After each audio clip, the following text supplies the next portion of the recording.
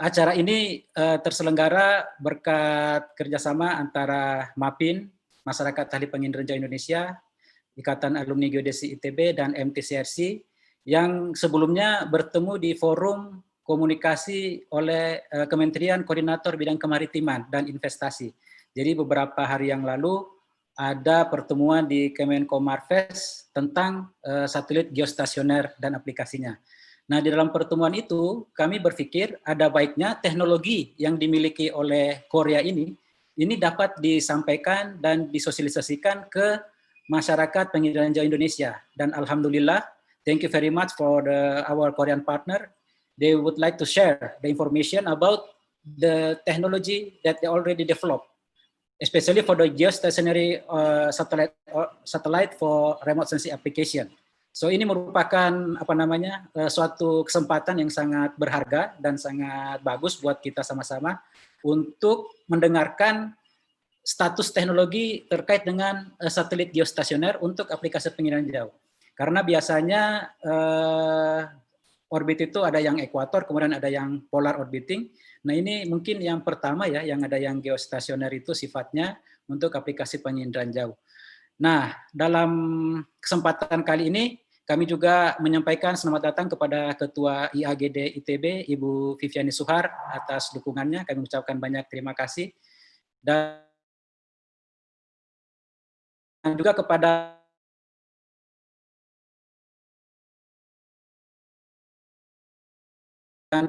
Bapak Oni Bintoro. Diharapkan pertemuan webinar kita ini bisa menggairahkan industri jasa penginderaan jauh. Jadi dari segi riset di hilirnya itu, di hulunya itu seperti apa, kita bisa melihat teknologi-teknologi yang ada, kemudian kita olah di komunitas MAPIN dan para pakar, dan kemudian di hilirnya seperti apa nantinya kita akan mendengarkan peluang proyeknya itu mulai dari Profesor Hansan, kemudian dari Profesor Agung Usadi, dan dari Profesor Oni Bintoro. Jadi mungkin ini suatu kesempatan yang sangat lengkap untuk mengusung konsep MAPIN, yaitu pentahelix, untuk mengintegrasikan, membawa hasil-hasil dari dunia riset ini untuk dapat bermanfaat untuk kemajuan kita semua bersama. Mungkin itu pengantar dari kami sebagai Ketua MAPIN. Selamat berwebinar yang seri ke-12 ini. Dan acara sepenuhnya kami serahkan kepada super admin Bapak Robi dan super moderator kita Bapak Oni Bintoro. Silakan Pak Oni Bintoro di-handle sampai selesai. Terima kasih. Assalamualaikum warahmatullahi wabarakatuh. Thank you very much. Terima kasih. Bismillahirrahmanirrahim. Assalamualaikum warahmatullahi wabarakatuh. Waalaikumsalam. Selamat siang dan salam sejahtera bagi kita semua. Perkenalkan, nama saya Oni Bintoro dan saya akan menjadi moderator acara diskusi kali ini. Untuk itu, izinkan seperti yang ditugaskan oleh Presiden MAPIN, Pak Agustan, saya akan membawakannya dalam bahasa Inggris. Good afternoon, dear speaker and ladies and gentlemen. Today, this is the Webinar Seri number 12 that Indonesian Remote Sensing Society will hold a discussion on Indonesia-Korea remote sensing collaboration. Then we will start at 2:30 Indonesian time, and it's free for publics and will be published live in YouTube channel of MAPIN, and for all the participants will be given e-sertifikat. The structure of the discussion will be 4 speakers will give their presentation. Each speaker will give presentation for 15 minutes, and then there will be question and answer at the end of their presentation, after their presentation.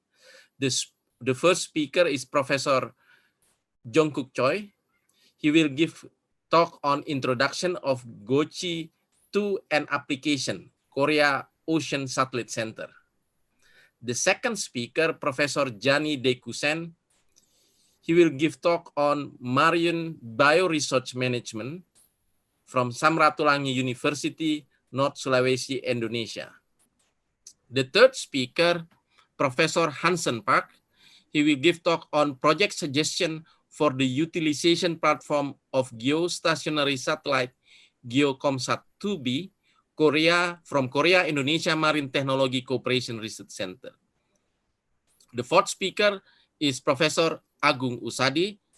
He will give talk on creativity in remote sensing business from alumni Geodesi ITB. As I already mentioned, for each speaker, we'll have 15-minute talks.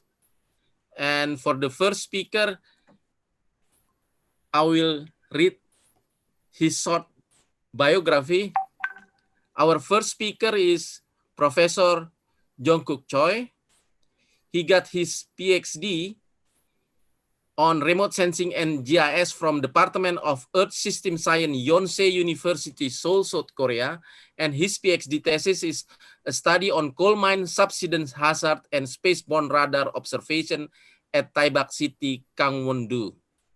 His field study is the susceptible estimation of coal mine subsidence using a VASI-based public information system, geographic information system technique, and measurement of surface deformation using differential SAR interferometry or DINSAR technique.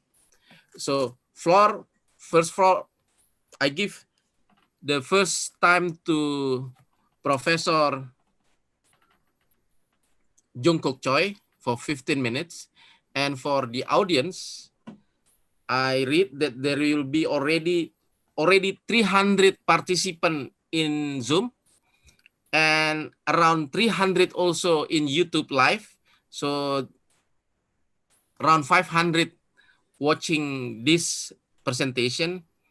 For any question, you can go to Slido in Zoom chat or also in YouTube Live. We will give the Slido, and I will pick probably only the first three questions, first three who got the most vote, I will read during the question and answers. And ladies and gentlemen, the first speaker, Professor Jungkook Choi. Floor is yours. Hi, I will share my screen.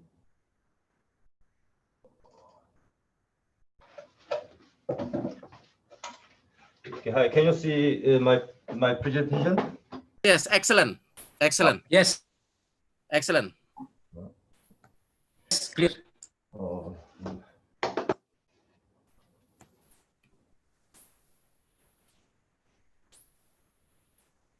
Okay. Hi, everyone. It's Jungkook Choi from Korea Ocean Satellite Center in Kiosk, Korea. Today, I'd like to talk about the GOCI and its applications. Some of you may know GOCI is the world's first geostationary ocean color imager launched by Kiosk. It was launched June 2010,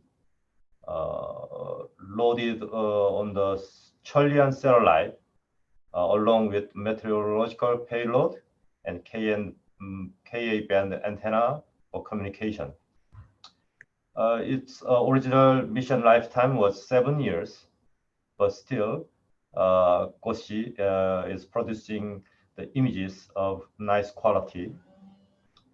And this year, 2020, second GOCI, GOCI-II, has been launched with geostationary environmental monitoring sensor GEMS, and its mission lifetime is 10 years.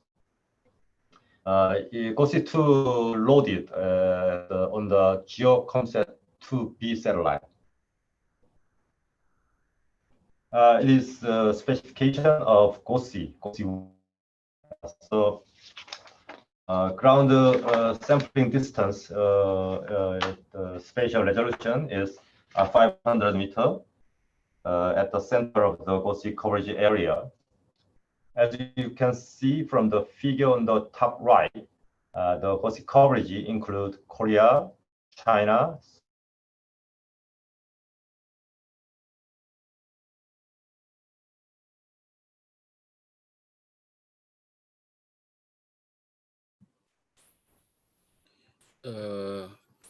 characteristics. GOCI has 6 visible band and 2 near-infrared band.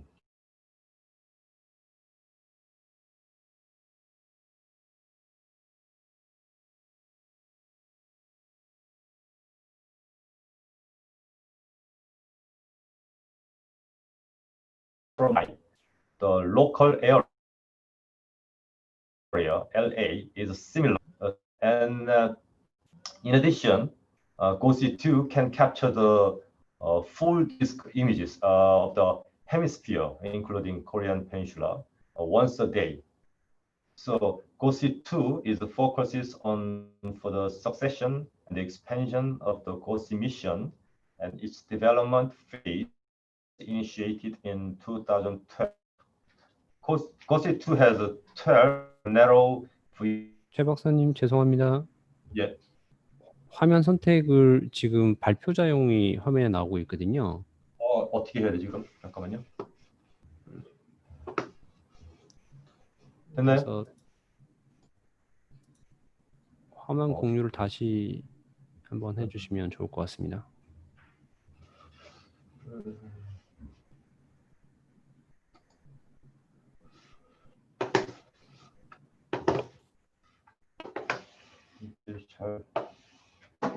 Wait a moment.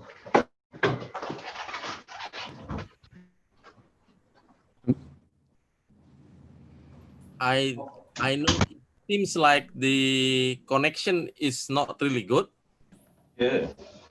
화면 공유를 하니까 발표자용 저게 보이는 것 같거든. 네.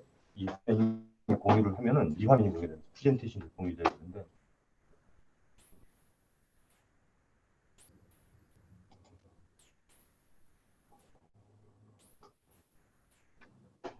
저거 이걸 선택하시면 돼요. 더블. 되셨나요? 하나 박사님? 잠시만요.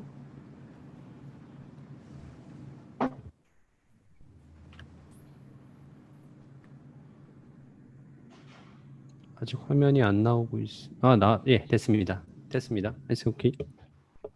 Sorry.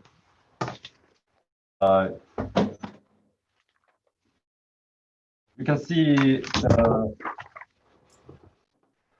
Yes, yes.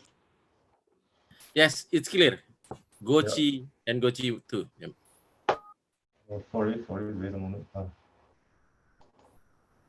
So, oh my God. Oh, sorry.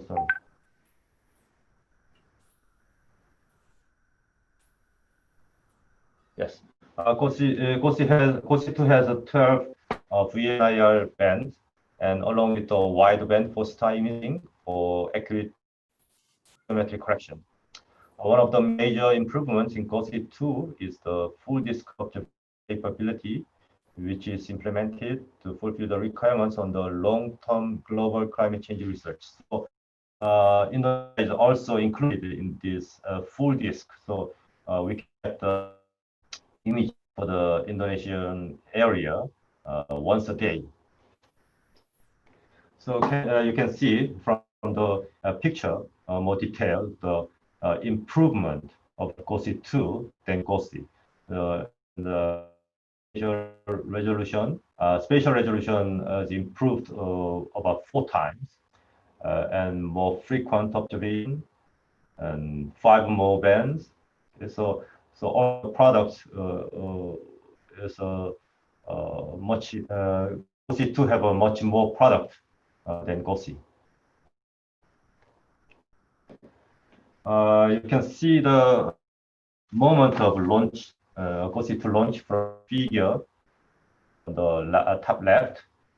GOCI-II is on the IoT phase. IoT means test.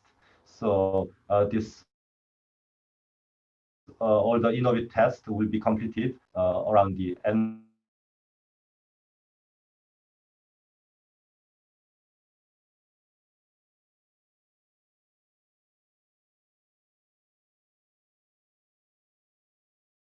Product of GOCI-II.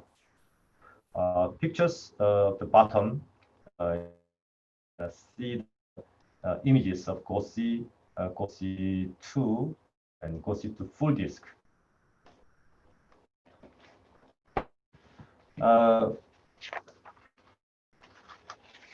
GOCI observe the ocean color in visible wavelengths to estimate the ocean environment factors. To monitor environment through visible wavelengths, perform the atmospheric correction. Atmospheric correction and produce the remote sensing reflectors. So from this RRM image, we can produce product using the algorithm we develop, like chlorophyll, suspended cellular T-cell.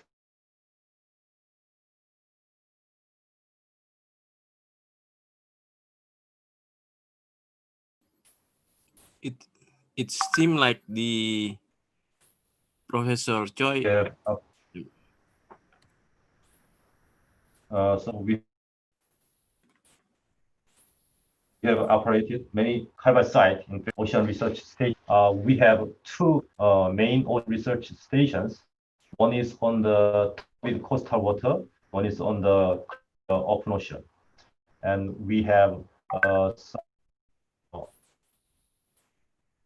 optical buoys. And we are planning to extend the GOCI to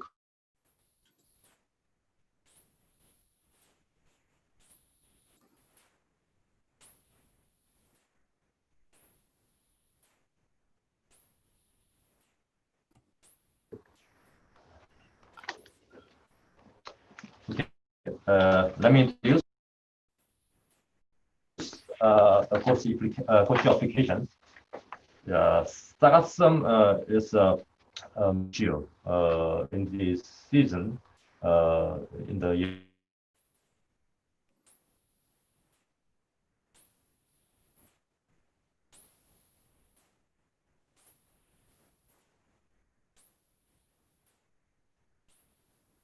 Monitor the green algae, and this shows the sea ice in the Korean Peninsula. So we can also monitor the sea ice and the GOCI area.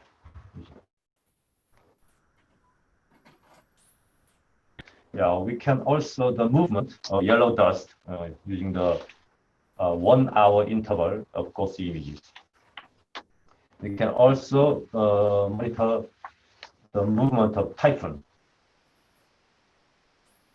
And also we can see the area of heavy snow on the Korean Peninsula using the GOCI images. And then we can monitor the stage of the volcano eruption. You can see on the movie clip on the right. And in summer, stratification limits the supply of nutrients from the lower layer to the surface, limiting the chlorophyll concentration. But when nutrient first are supplied, using this characteristic, low salinity water can also be observed using the GOCI. Low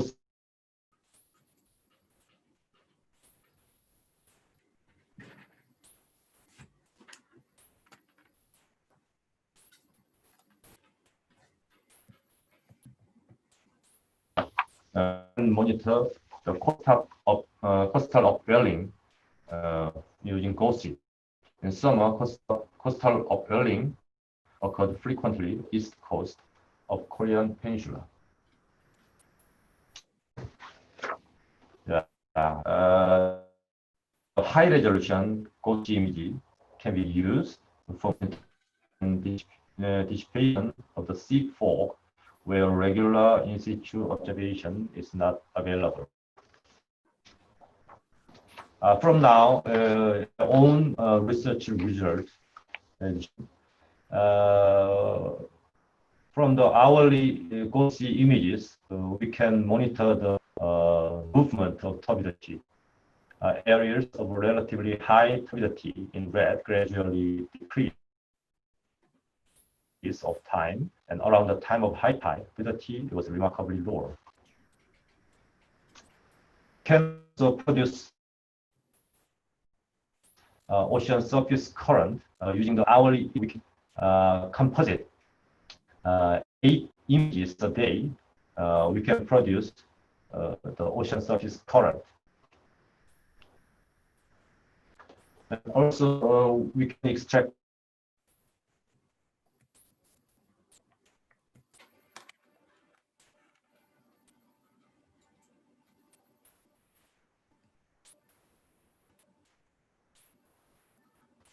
in the east of Korean Peninsula. We monitor the diurnal change, the harmful amalgam using the color images generated from GOCI.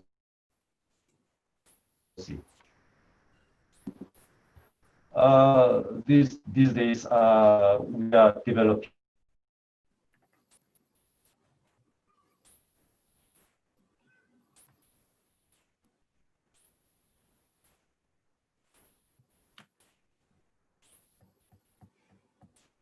patients and get the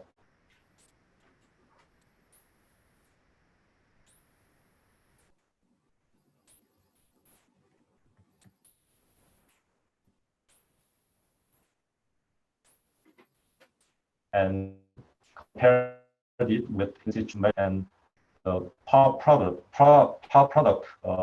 from the satellite like Himalaya and MODIS. We are also developing a GOCI-PSC phytoclass algorithm on the collaboration with PNN.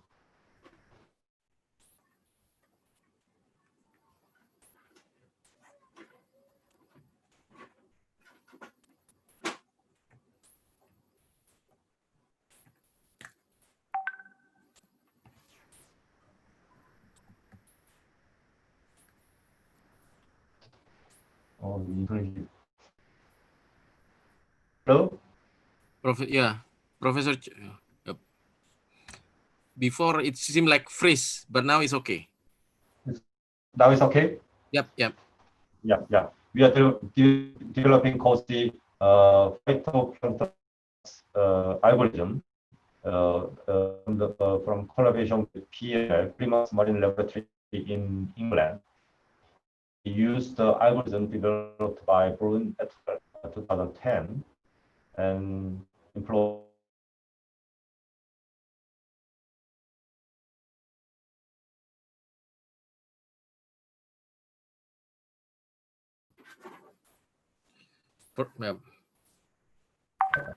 result compared by in situ measurement.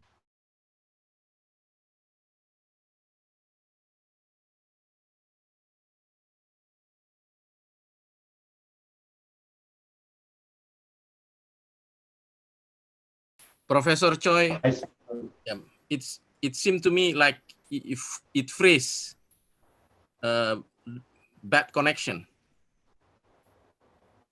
Pardon? It seems to me that the connection is not really good. Oh yeah. No, yeah.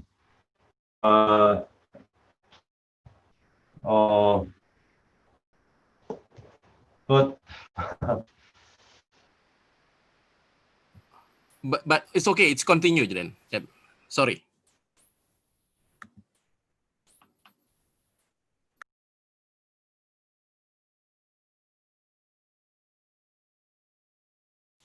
so anyway, just 2 slides left. So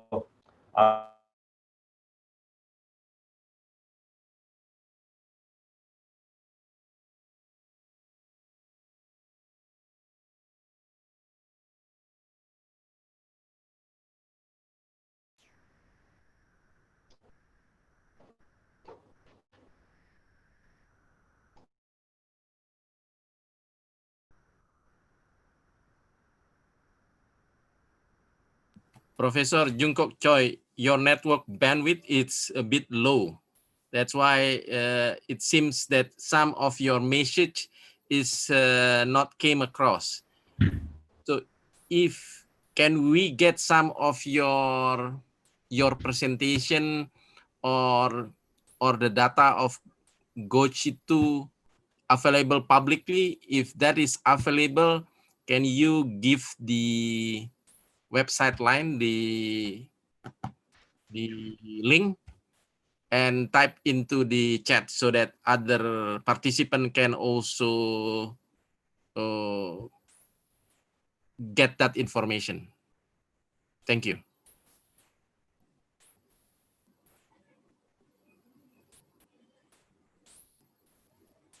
Professor Choi, I think your network, it seems like your connection, it's really bad that it freeze.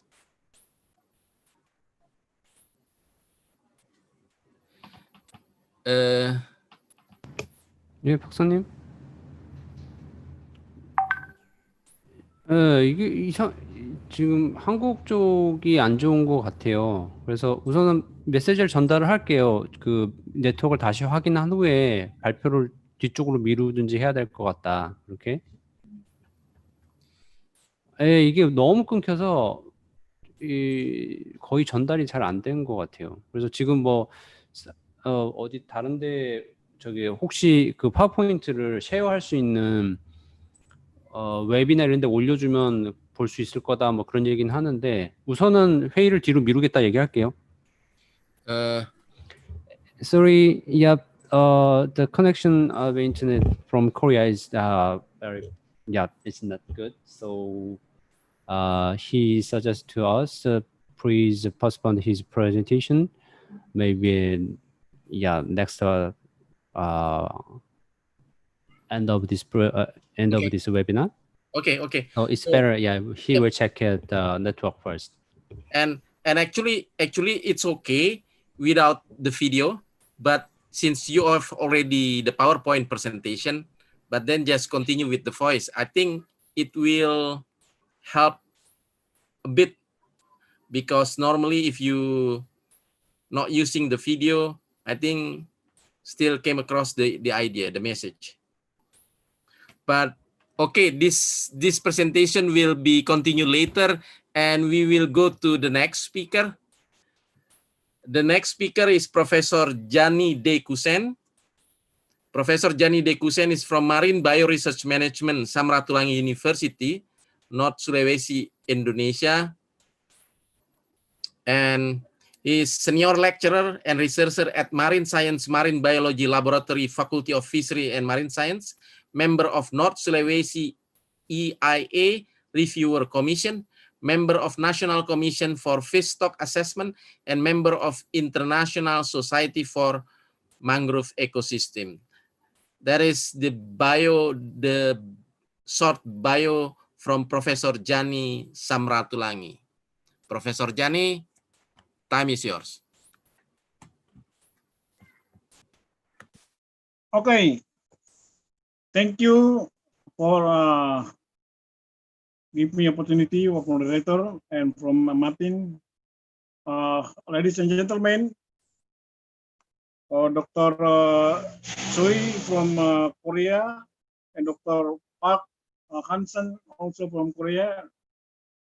Very great to give some information, but unfortunately we postponed with the GOCI-II development. Okay, and actually my research focus not in remote sensing, but we are a user, because some of remote sensing information we cited for some of our activities in EIA or in fish stock assessment in Indonesia. So it is very important to us. So I will present my presentation here, but is not in detail on technically remote sensing application. Just some literature information that we usually discuss in our laboratory whenever our laboratory not focus on remote sensing.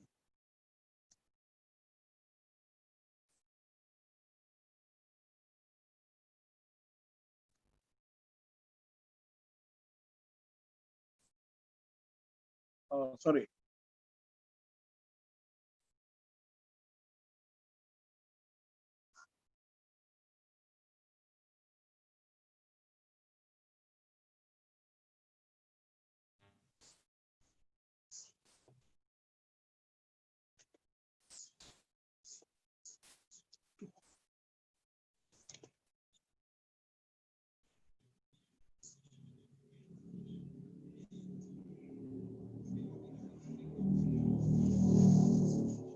Okay. So I will refer to some information of remote sensing according or correlated with marine bioresources.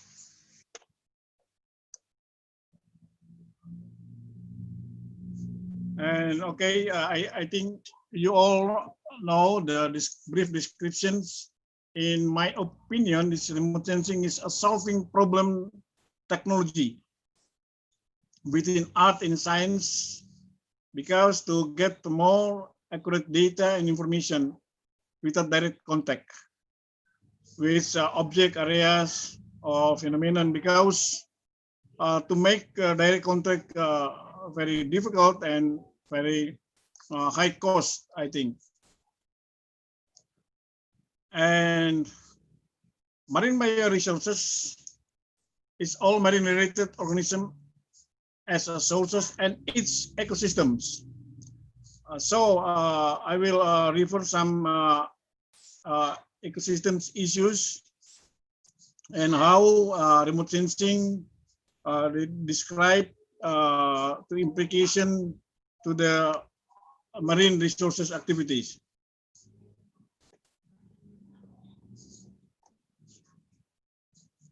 And the question is, who needs the remote sensing information? In my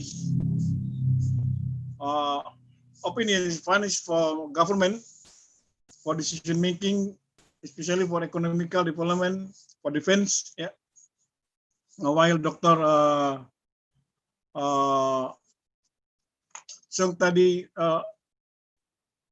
give our presentation about GOCI development. So it's very sophisticated infrastructure to get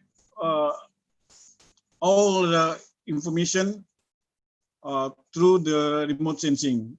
But finally, all the information has to come to decision making.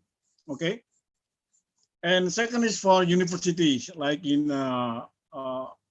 ITB University or IPB or some others universities in Indonesia or in Korea or in somewhere for research, exploration and exploitation, for education or to get innovation. Or in private sector, I think one of our speaker today may be from private sector side. Of course, for private sector, mostly the purpose for commercial or profit oriented, and also using by NGO of non-government organization. Maybe I think so. I guess so for environment watch observer.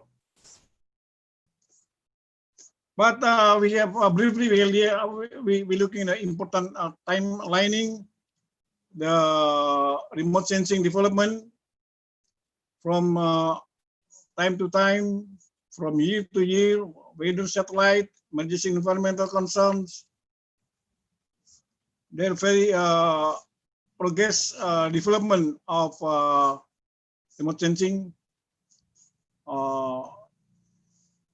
We can have timeline development from one area, such as Mount St. Helens, several years change or ice melting in Greenland.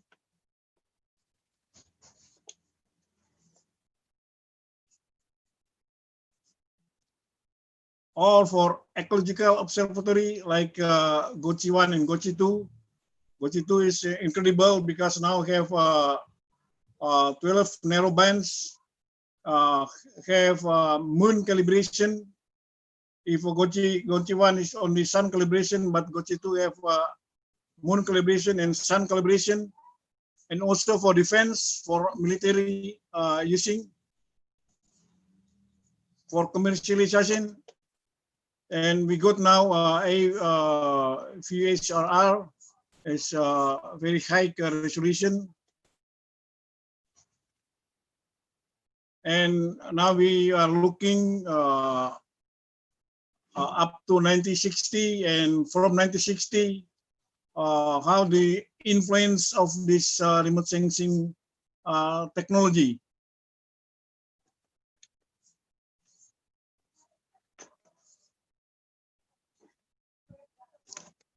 Sorry. So, in my opinion, remote sensing is a tool to answer the curiosity. Okay, we have technology, passive and massive remote sensing everywhere, and if we're looking, our globe is cycled by this infrastructure. All of them just to get as much as possible, as detailed as possible, all the informations in the globe. Of course, have a limitation, especially in ocean observation, just in several layer of ocean or sea limited.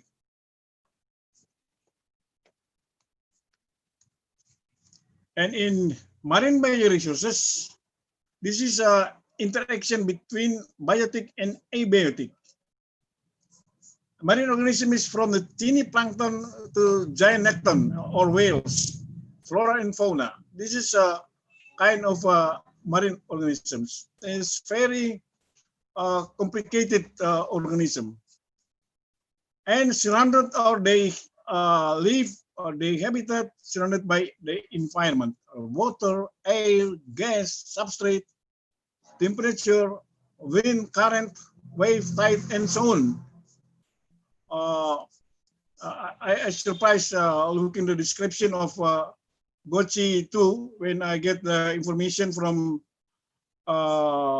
International Conference on Space Optics 2016 in France. So it's very, very amazing infrastructure of this GOCI-II. So just looking this sea surface temperature, we need to get this information. Through this information, this is maybe this remote sensing information maybe from a decade ago or 10 years ago, but it's still used. We can recognize, we can describe which area, okay, the fish stock will distribute abundance, because this is a biotic, this is an organism, they have their limited situation, so they have to tolerate. We can find many organisms in tropical area, but it's different with the in polar area or in temperate area.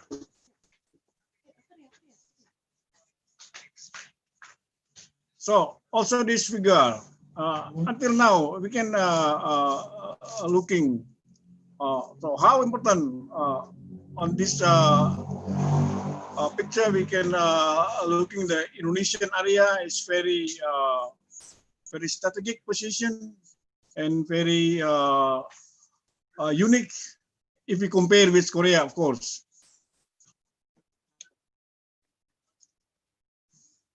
And also what ocean current, okay? By this information, so government or private sector can decide which area is good or when it's good to exploitation the marine resources, because current ocean current is could be changed anything in the ocean description. And also we have to have ground data because this remote sensing technology should be coverage with ground data or ground trusts or ground verification.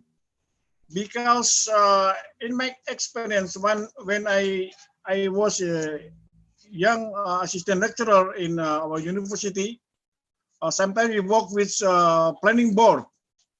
On that time, we have a big project we call LREP, Land Resources Evaluation project or program. Okay, and they use remote sensing information by Landsat. I forgot Landsat 2 or 3 on that time. And in our province, we have one district is very rich with rice field. But the results of this LRA project, they say that it is no rice field on that area. It's very confused to us. So we ground check to the district that risk of rice field. And what happened on that area? The rice field is fertile.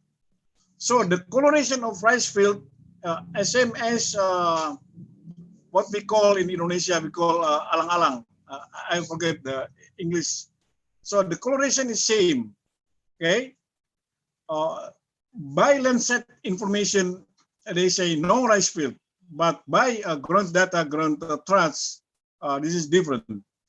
So same as in marine bioresources, because we depend on environment, so that we have to get the data. In Indonesia now, we have Argo Floats because one of our researchers from Ministry of Fisheries and Marine Fire, we have a research center there. They use this Argo Floats, this robotic autonomous float. And this is the work of this float. It can receive data in the sea layer up to 2,000 meters. Okay, and then within several hours, this Argo float will come up to the surface and send information to the satellite. So we look. We can now find some information for upwelling, chlorophyll, ocean productivity. And this is Argo coverage in 2005 in the world. There are many Argo floats now used in the world. I don't know, maybe in Korea as well. But if we look this map, Australia have 44. Mauritius, Spain, Korea, 54 on 2005. And 2016 is more developed because this Argo float is very usable to get the data. Okay, and we use the remote sensing imagery also for fisheries. Like this information, this is the southern sea, southern of Java island. And also we have sea surface chlorophyll A distribution. This is weekly basis. Maybe next time if we collaborate with Korea GOCI, maybe we can join research and get information together, sharing information, and we can use for our purpose. So in biodiversity also, we have remote sensing activity. But we have to remember the marine environment is different with terrestrial environment. if we make, you use remote sensing for city planning, urban planning, for forestry development or monitoring easily, because the object it doesn't move anywhere. But in marine environment, especially for bioresources, okay. And generally, a record of remote sensing only in surface condition. The biological entity, including fishes, is often highly mobile, and we need a time scale required to properly characteristic that marine ecosystem. This is an example. This research use Landsat ATM. We can looking at the original in A and the coral reef and seagrass. Okay, these two communities, coral reef ecosystem and seagrass ecosystem, is not movable. It is standing on their habitat, so it easily to monitor by remote sensing through the coloration imagery, because in ocean coloration is very important for remote sensing technology. So through this information, we can decide which one coral reef area, which one cannot be used for fishing, which area we can decide to establish tourism area through this information. Also the shell growth, just looking like this in France, by using chlorophyll A information, they can recognize the sea surface temperature, because, for example, this shell or mollusk is depend on environment situation. And also, we now have monitoring essential biodiversity variable in coastal zone. This is a very benefit for human, especially for exploitation of marine resources. It's concentrated along the coast, including economic value, clean water, food, energy.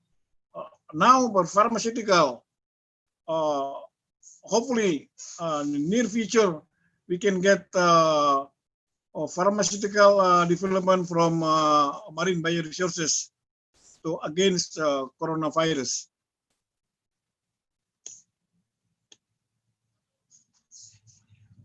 So this is some of the result. They use OBIS, Ocean Biogeographic Information System. I think it's the same. Fundamentally, it's the same. Just get information and decide, make interpretation. This is very important, to make interpretation. And afterwards, all the interpretation should be find the appropriate desk to government, to decision making. So directly measuring AB view across the coastal of the world is required repeated observation of area 100 to 1,000 square kilometer, okay, to detect change across environmental gradients, like the presentation before from Korea, how they can use to predict the typhoon in the Korea Peninsula. This is the information from remote sensing. But for this EBV, this requires sampling with stringent specification in 4 categories. They call H4: high spatial resolution, high spectral resolution, high radiometric quality, and high temporal resolution. One example of H4 application include coastal water quality in coastal zone blooms, seascape, the dynamic, multivariate biogeographic classification, wetland biodiversity, benthic communities. So how about for remote sensing for marine management?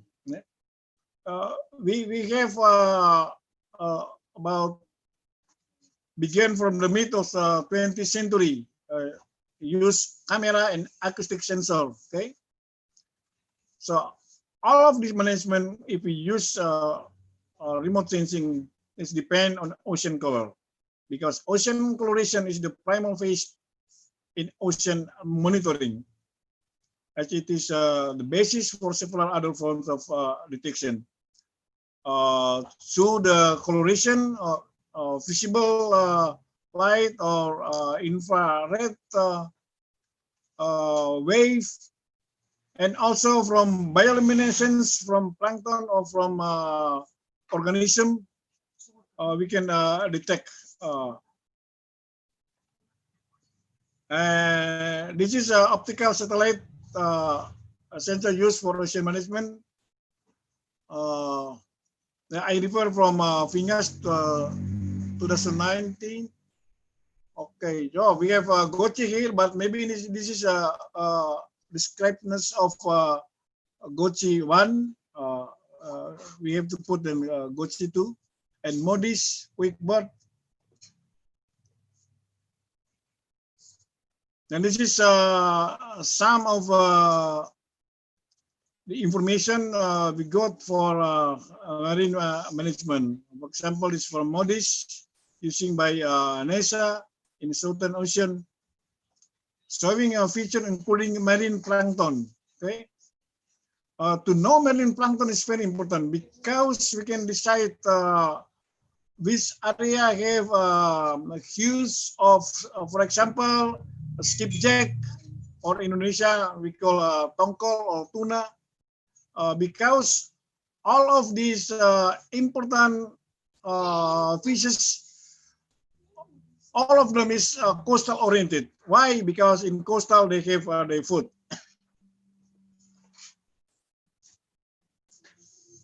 And this is NASA image for chlorophyll A. Okay, chlorophyll A is important in primary productivity in the marine ecosystems. If you find a high of chlorophyll A concentration, this means that they have food chain or food web, or in primary productivity development, it means that they huge or plenty of marine bioresources on this area. This also NASA use MODIS showing coral reef. This is in Fiji Island.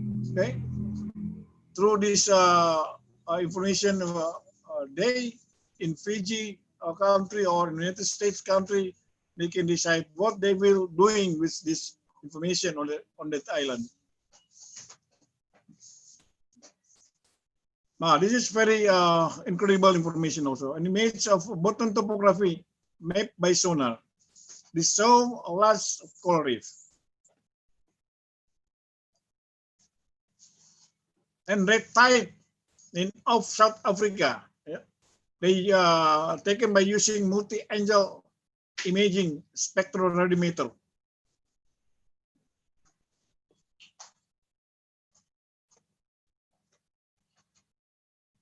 Also in Red Sea, showing the discrimination of seagrass from corals. Yeah? They can find this good imaginary.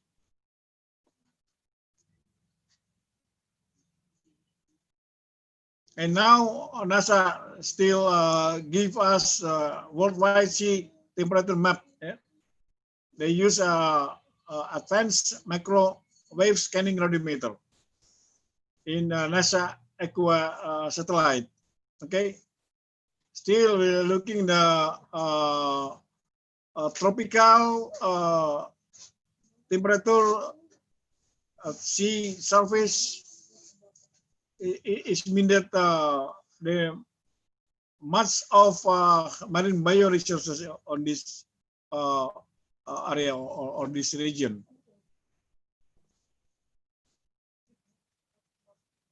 Okay, now they develop. We can look in a turtle wearing a solar power tracking device. Okay, so this turtle can they put this power tracking and can give or send information to satellite or to the monitoring station in the land. So remote sensing also can be used for fisheries and aquaculture. I got the sample. This is activity in Japan.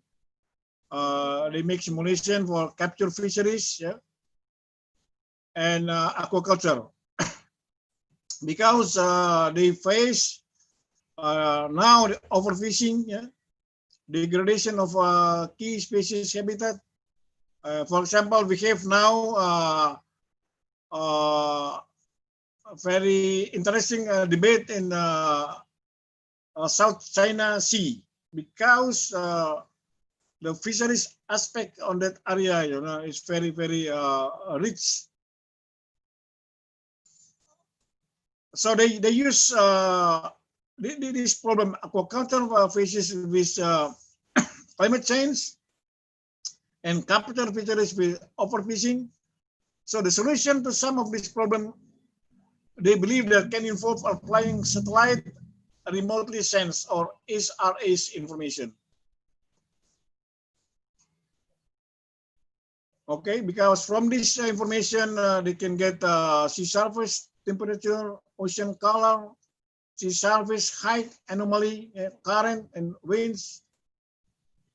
Because in pelagic fisheries, these two terms stand out in personal application of SRS. Identification of potential fishing zone.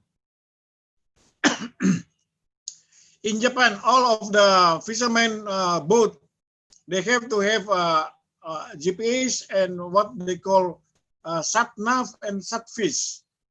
So through these devices, they can recognize immediately where position, which latitude, they can get a school of fishes, so they can go there. So this information is very advantageous for this fishermen.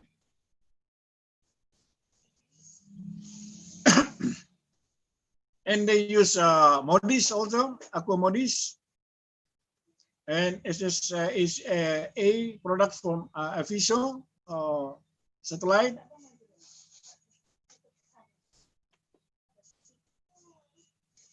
So they have like this.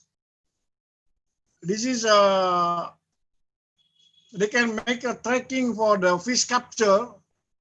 You look, this is Japan island, and left hand side is Korean peninsula.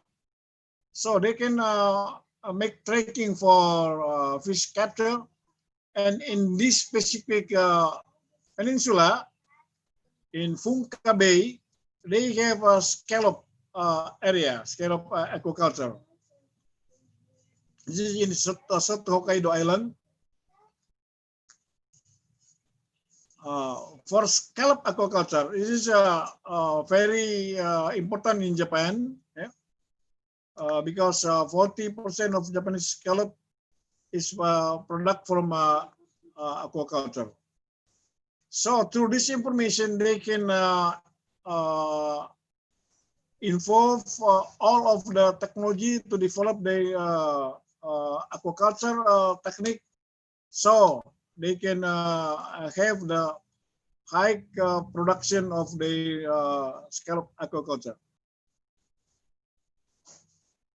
Okay, like this figure, we can see in the A section original model, and when they got SST increases of B, because the scallop is depend on the water temperature. So we can look the development of the effort by using SST to getting more better production of the scallop aquaculture. So they have a conceptual framework for an integrated coastal fisheries information system like this. I think in Indonesia we can buy like the system. We have all, of course, not as much as in Korean facilities, and Indonesia is a very large country, very large marine area, and very dynamic area. But we have to build or establish this framework for integrated coastal fisheries information system. I think our colleague in ITB University or in Gajah Mada University who may more intense in remote sensing studies and development. So we have to looking our area is a marine area, Indonesian archipelago. Okay, maybe still in our concept to build the remote sensing like in Korea, but at least we have a framework like this.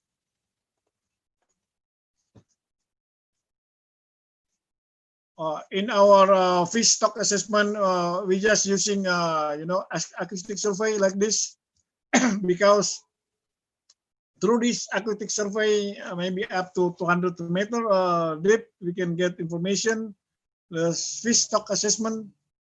So our duty, our National Commission in Fish Stock Assessment. So finally, we give to Ministry to declare the stock in Indonesian waters.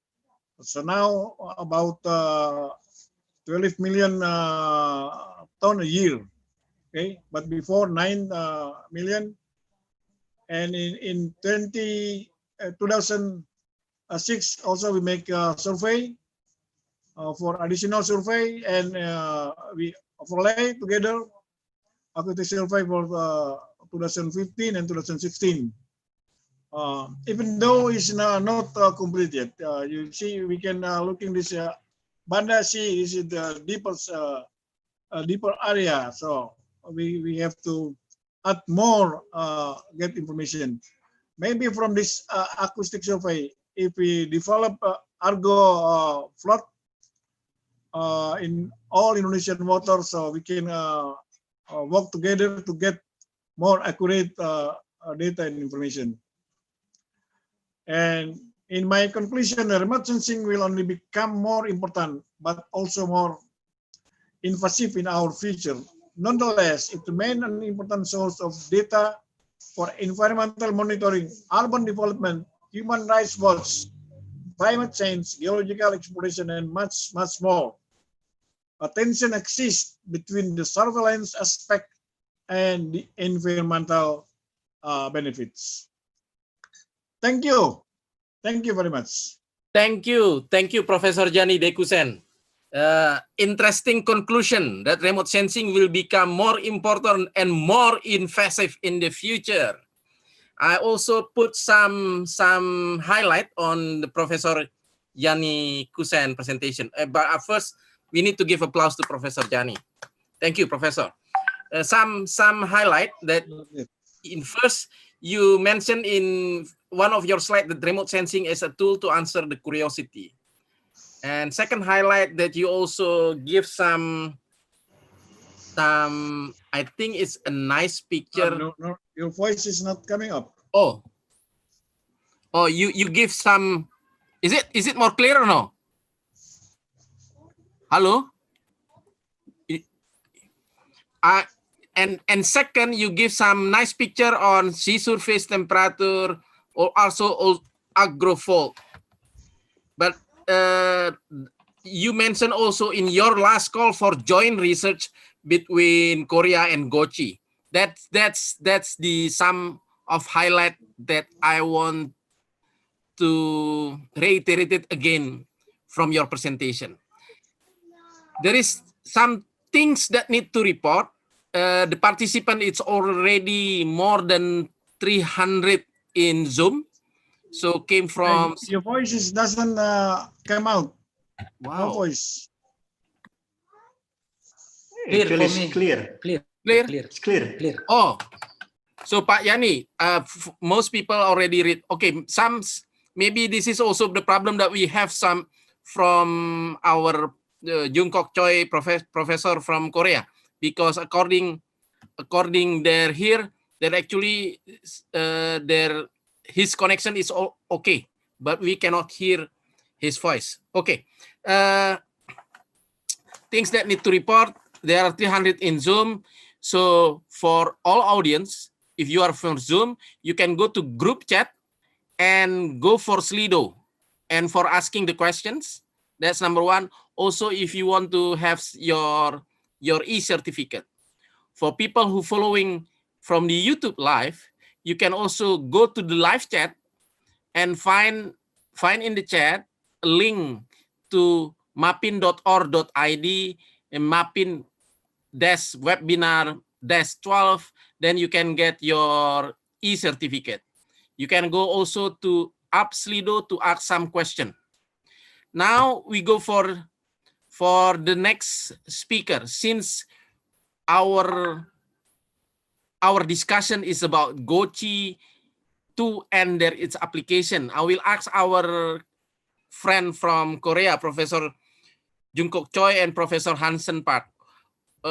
Can we go for Professor Jungkook Choi or we go for Professor Hansen Park?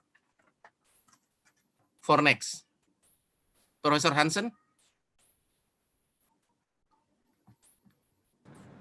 Yeah, thank you. I will communicate with Jungkook Choi, Dr. Jungkook Choi. Yeah. 최 박사님, 지금 발표 가능하시죠?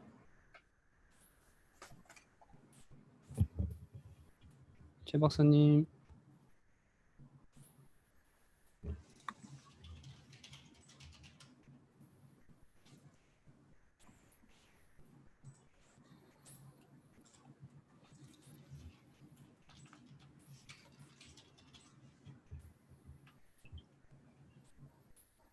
마이크가 꺼져 있습니다.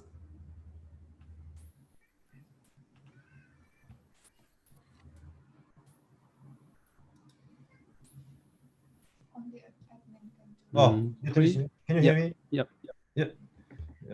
Okay, Professor Jungkook Choi. Yeah. 화면 공유. I need a right to share screen.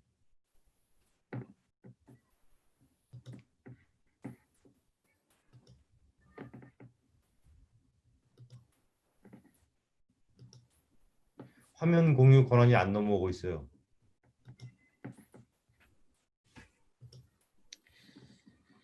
For us, for Indonesian, it's interesting to work with Korean, since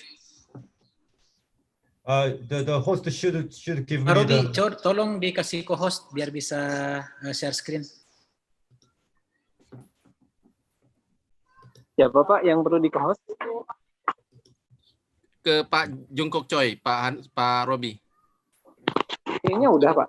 Yang pertama tadi. The Belum, host tadi should sempat give me putus. the right to share my screen. Oke.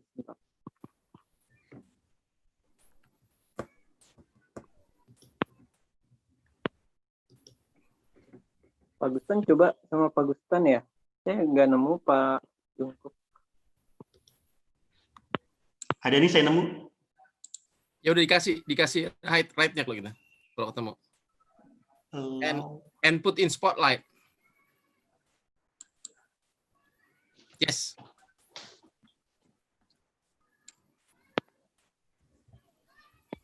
Host should give me the right to share my screen. Can you hear me? Yes. We already set. Yeah. It's okay. Please. Okay.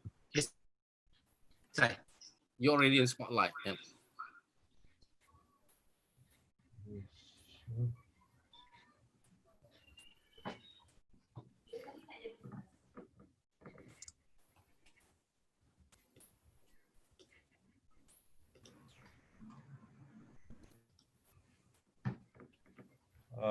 can you see my presentation file?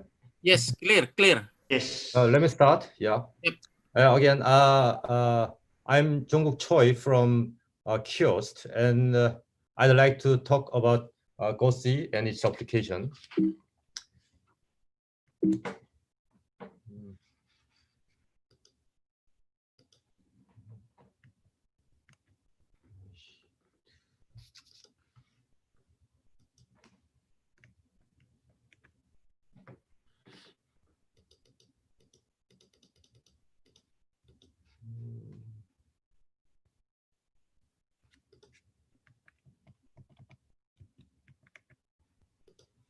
박 박사님, 제가 다음에 할게요. 먼저 하시겠어요? 예. 네, 알겠습니다. Sorry, yeah, I will give my presentation first.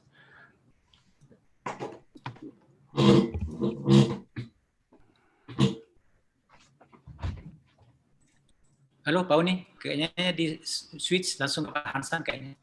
Yeah, I will. Yeah, if you Ke Pak Hansan agree, kayaknya. I will give. Yeah, okay. In that case, please, I will read your biography, Professor Hansen Park. Switch langsung ke Pak Hansan. Yeah. Professor Hansen Okay. Park is co-director of the Korean Indonesian Marine Technology Cooperation Research Center, or MTCRC, which is Intergovernmental Joint Research Center between the Republic of Korea and Indonesia, was established in September in 2018 as a principal researcher at the Ocean Policy Institute in the Korea Institute of Ocean Science and Technology. His research addressed coastal zone management, coastal disaster management, and maritime boundary delimitation based on geospatial science. He has various research experience with Pacific Island country, for example, Micronesia, Samoa, and Indonesia, regarding coastal disaster management using the technology such as LIDAR, remote sensing, GNSS, drone, and GIS as a project manager. Hansan graduated in geography and has PhD in coastal geomorphology from University of Kyungsee, Seoul, Republic of Korea. Professor Hansen Parks, time is yours. Yep. Thank you very much for introducing me. And yeah, I will share my screen first. Okay, can you see my presentation? Yes, clear. Okay, thank you. Thank you very much, everyone. And selamat sore already. Yeah. My presentation is about the project suggestion for the utilization platform of geostationary satellite, GeoComSat-2B. Actually, this presentation is about proposal. Yeah, so I will show the background of why I suppose to suggest a new program and project, and what's the benefit of Indonesia, and what's a roadmap of this program and project. So you maybe knows more than me about the issue in Indonesia. There is many issue, not only for maritime sector, but also land and many issues, because Indonesia is a very huge country. Yeah, the picture is shows about oil spill and also water pollution in ocean, and also forest fire. So I want to emphasize this kind of natural disaster or hazard, and including human hazard.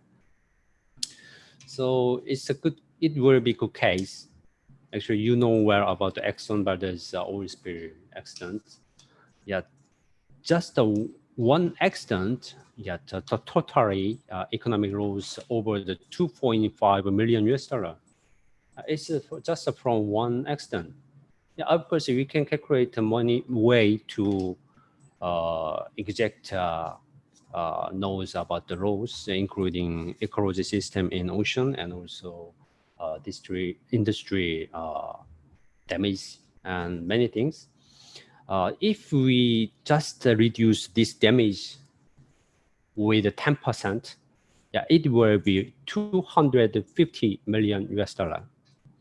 Just 10%. Yeah, so we can say this event is to choose damage, and if we can reduce just a little, but it is not small. It's a huge benefit from the laws. But Indonesia is a very huge country. Yeah, and first largest agricultural state in the world. And yeah, very long coastline. Yeah, the count as the second longest coastline in the world. So for prevent that's accident and natural hazard, and including human accident hazard, we should know where and when it's occurred, and when happened, and what's the direction of spread, and what's the damage will be more severe in Indonesia. So we have to know where and when. So we have to monitor every day and everywhere in Indonesia. So it is a very important point. Yeah, because we talk about the remote sensing technology, and that remote sensing technology is most important technology for huge country, especially largest agricultural state, such as Indonesia. Yeah, previous presentation. Yeah, Professor Jani also mentioned remote sensing technology will be most important technology in Indonesia. So to monitor every day and everywhere in Indonesia, yeah, now it was impossible. But through this program and project, I mean through this new satellite, yeah, it can be possible. So previous presentation, actually, Dr. Choi will introduce the satellite of new launched from Korea, GOCI-II.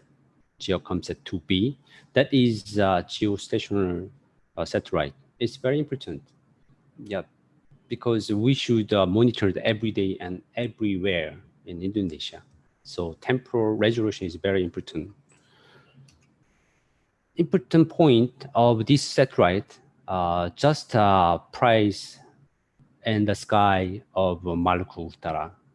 So that is very important. Actually, Korea is more northern part of this center of satellite imaging. The satellite price just on sky of Maluku Utara, that means in their area is best quality on remote sensing data from GOCI-II. So Indonesia has most high quality of the data set than Korea. Yeah, so it's a very important point. And next one is the coverage of the data of satellite is totally including Indonesia territory, all of the territory, including Australia and also Korea and Japan. Yeah. And application, actually, our webinar is a plan. Dr. Choi's presentation before me, so he will introduce many application field using this GOCI-II new satellite data. So I just showed many field can use this data, including fishery disaster, environment information, operation using C4 and disaster, volcano, forest fire, and yellow dust, including air pollution, and the other application inland and NDBI, and for leaves and drought, and environmental monitoring, turbidity and climate change and carbon cycle. Yeah, there is so many application field. Actually, we have so nice data. We can have so nice data from GOCI-II. I mean, cover all territory of Indonesia and every day. So the application is based on our effort. If we can make a new application, we can use the benefit of this data will be more increased. Yeah, this just list of application field is already used in Korea. So we have experience, and also Indonesia also many experience using the other satellite. So actually last time I also have web seminar in CMMAI with many stakeholders, institutions. So proposed project was this platform for geostationary satellite utilization for ASEAN. And I just really modified that plan. I changed to program, 10 years program. Because we were applied to ASEAN countries, not only Indonesia. Yeah, Indonesia will be a center of this program, but the target countries, including all countries in ASEAN member. So main contents also, yeah, very wide and very general. Yeah, so I can say, yeah, to construct a satellite raw data receiving system, to establish data center, to develop applications based on many demands, many needs, many characteristics of many countries, and also enhance capacity building. So that is yeah, the program, main contents of program. So maybe you have a question, what's benefit? What can we do? Yeah, something like that. Yeah, so just in my opinion, yeah, because it's my presentation, yeah, so I can say the benefit of Indonesia is enhancing ability for utilization of geostationary satellite. Of course, I already mentioned that there is so many applications, including many fields, fishery and land, forest fire, aquaculture, and culturing, and city, what's that, land use management. Yeah, and I said there is many issue in Indonesia, and if we can reduce just 10% of that damage, 10% of economic loss, it will be very huge benefit. But I want to emphasize the ability, the knowledge, the technology is most important point for Indonesia's benefit. So I think enhancing ability for utilization of the satellite data, I think we need hardware and software and knowledge. And I just shows the image that is about GOCI-II ground segment system.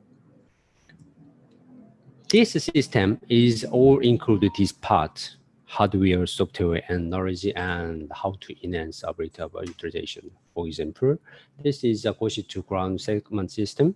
Yeah, this is system including acquisition system, of course. Yeah, we can download, we can receive raw data from satellite directly this system. And also correction, you know, data correction is very important for secure enough quality of data, and precision correction system, and data processing system, and management system, and operating and quality management system. So there is many component of system. So that's all, that is actually essential of the technology of our GOCI. So I can show that this GOCI-II ground segment is most important point, most important system, but we need more consultation, of course. Yeah, so just I want to emphasize this receiver and data center is most important for Indonesia, I think. And additionally, GOCI-II covered all territory of Indonesia, but it's different mode of data. Yeah, the data will be 1 kilometer resolution when we receive from Korea. I mean, Korea data center will process the data on Indonesia with the resolution 1 kilometer. But if Indonesia hosts receiver, Indonesia can secure raw data with 250 meter resolution. You know, the special resolution is very important. Yeah, so it's also one of benefit. And most important benefit is yeah, knowledge and technology. So to to launch this program, you know, that was too big and the target countries are too many. So we need too much time to prepare this program and launch. So I want to suggest to target oriented paced strategy. Yeah, so there is a main 3 phase of program. So first phase is 3 year, and next phase is also 3 year, and last phase is 4 year. First phase, we will focus on the technology of utilization of data. Is the geostationary data. That means we will focus on utilization of geostationary data. So we will make application first using the data. From that application, we can know it is really benefit to Indonesia or not, and the data is enough to use enough to make our application. Some kind of that we can check. We can know each other. I mean, Korea and Indonesia also. And based on that result, we can develop a real platform of this geostationary satellite through establishing receiving station and data center in Indonesia. Also, that is based on the demand. Yeah, based on first phase of result. Yeah, we focus on technology and then platform, and last phase is to extend into ASEAN countries from Indonesia. So that is 3 phase of the program, and I want to focus on the first phase to launch this project. So first phase project of the program title will be Utilization Platform of Geostationary Satellite, GOCI-II, and Indonesia. Project period is 3 years, and target countries, of course, Indonesia.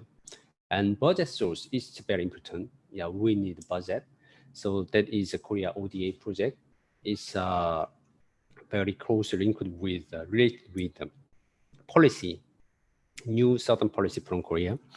And main contents, I already explained. We will focus target application for Indonesia, especially on marine sector and forestry sector, because our center also based on marine sector, and the satellite of main image of satellite is ocean color imagery. So we will focus on first marine sector, and then you know, Indonesia has a big issue about the forestry fire.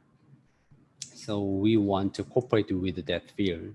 So we will develop application on 2 target section first. And then second main content is a setting and operating calibration and validation station. It's for quality of satellite imaging, you know, well. So it's also benefit from Korea side. Yeah, when we develop a project, cooperative project, we should concern about the both side of benefit, mutual benefit. So actually, this is a Korea side benefit. And last one is, of course, we will operate capacity building, especially in master or doctor degree. Yeah. Fortunately, MTCRC already have a capacity building program with ITB. So we have a master degree program. Every year, we about 20 masters will study in ITB. Will get a master degree on ocean science technology. So I have to mention the new southern policy is a very strategic strategic approaching method to launch this project. Two countries president meet several times already, and Korea has very special policy that is new Southern Policy 2.0. Its purpose is a mutual development with ASEAN countries. And in this policy, we want, I and Indonesia want to submit the project of this, and Korea government needs cooperative proposal based on Indonesia demand. So if Indonesia government suggest this project with us, and Korea government will very welcome to support and to develop together. And through this project, and Indonesia will be a leader of ASEAN countries on geostationer ocean satellite. Because this program is based on Indonesia. Indonesia will host receiver and also data center. That means the center will spread all of the data to ASEAN countries. So I hope Indonesia can be leader of ASEAN. So as my final presentation slide.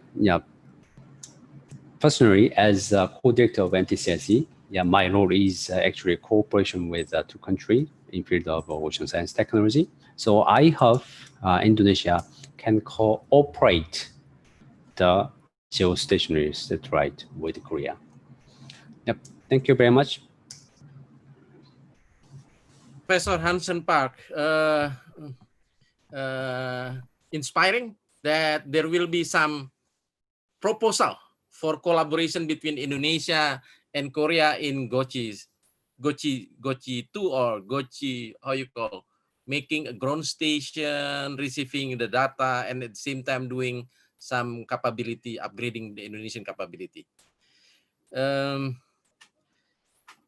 Since this is a proposal that you mentioned will start at 2021, and I guess in Indonesia for this type will be with the LAPAN. Are you familiar with the word LAPAN? Actually, I already visited LAPAN, and we hope communicate with them more detail. Okay. So if that's the case, I think some official from LAPAN is also here. I will ask them later for question during the question and answers. Thank you, Profesor Hansen Park. Thank you. Saya akan lanjutkan bahwa I'm going to report first that the audience is already 311 in Zoom and also in YouTube more than 100. There is thing that need to be considered. Ada beberapa hal yang perlu diperhatiin bahwa untuk para partisipan kalau pingin butuh presentasi dan sertifikatnya, please go to mapin.or.id untuk mendapatkan presentasi dan sertifikat. Dan yang kedua, kalau ingin mengajukan pertanyaan, pergi ke live chat di Zoom and di YouTube live chat, cari ke link ke Slido, and ajukan pertanyaan di Slido. Sehingga nggak akan ada pertanyaannya hanya diketik sana. Thank you, Professor Hansen Park, and we will continue with the next speaker. The next speaker is, but before I go to next speaker, I will ask again, Professor Hansen Park, how about the Professor Jungkook Choi? Yeah, I'm ready. You ready now? Yeah. Yeah. Okay. Yeah. Okay, Professor Jungkook Choi, Pak Agung Usadi, tunggu dulu sebentar. Pak Jungkook Choi, time is yours.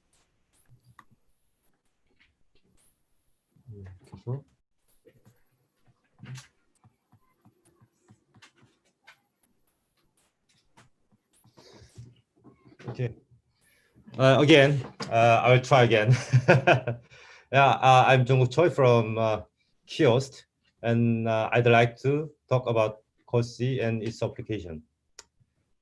GOCI is a world first geostationary ocean color imager and launched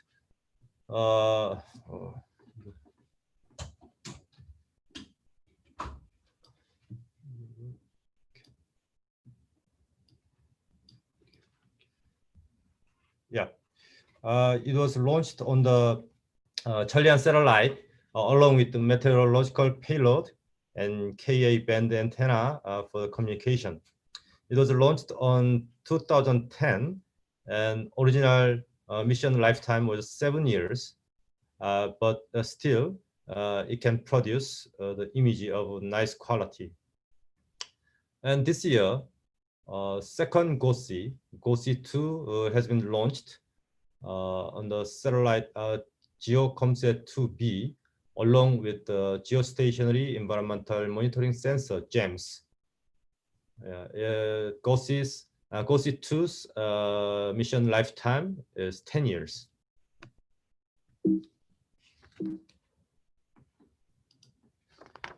This is the specification of geostationary GOCI-I. GOCI-I's ground sampling distance is 500 meters, and as you can see from the picture on the top right, the GOCI coverage include Korea, China, some of Taiwan, Japan, Russia, etc. GOCI can capture the image at hourly interval at the nighttime, so totally 8 images a day. From the table on the bottom, you can see the spectral band characteristics of GOCI. GOCI has 6 visible and 2 near-infrared bands. You can see the difference of the specification of GOCI and GOCI-II. As you can see, the figure on the top right, the local area is similar to GOCI, but different from the GOCI. GOCI-II can have a full disk image. GOCI can capture the images of hemisphere, including Korean Peninsula, once a day. So GOCI-II focuses on the succession and the expansion of the GOCI mission, and its development phase was initiated in 2012. GOCI-II has 12 VNIR bands, along with a wide band for star imaging for accurate geometric correction. One of the major improvements of GOCI-II is the full disk observation capability, which is implemented to fulfill the requirements on the long-term global climate change research. So Indonesian area is included in this full disk, so we can capture the images of the Indonesian area once a day. Also, you can also check the comparison of GOCI and GOCI-II in the figure.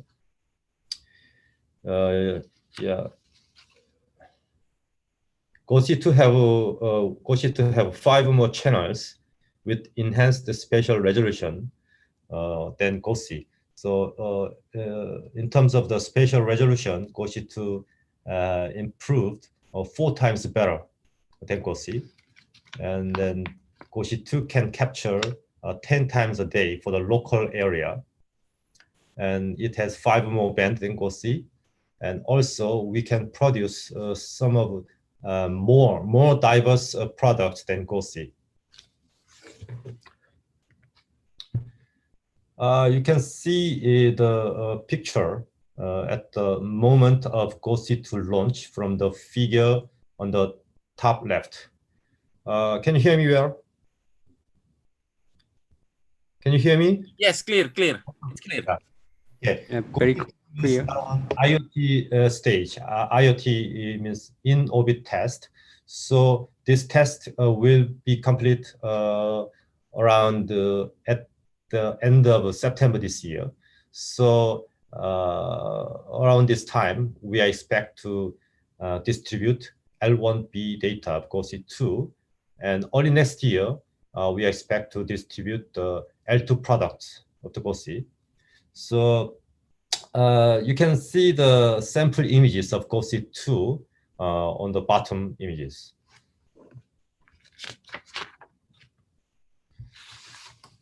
From the top of atmospheric radiance, we can get the remote sensing reflectance images by vicarious calibration and atmospheric correction.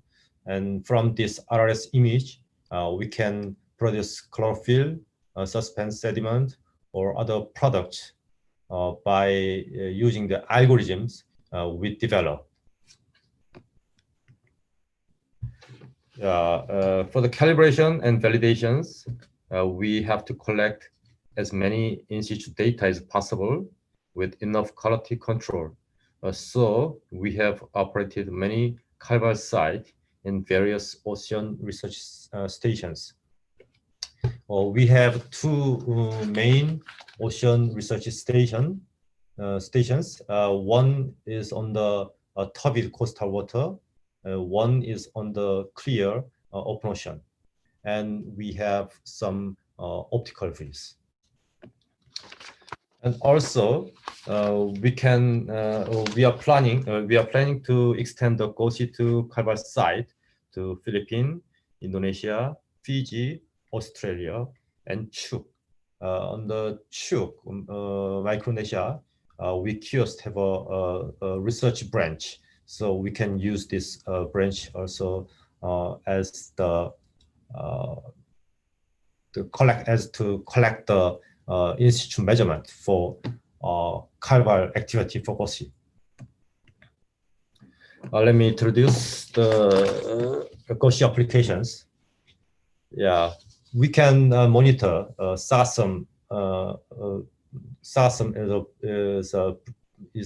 is a brown algae. We developed the algorithm for detect the sargassum from GOCI and then validate it with in-situ measurement. We can also monitor the green algae movement from GOCI.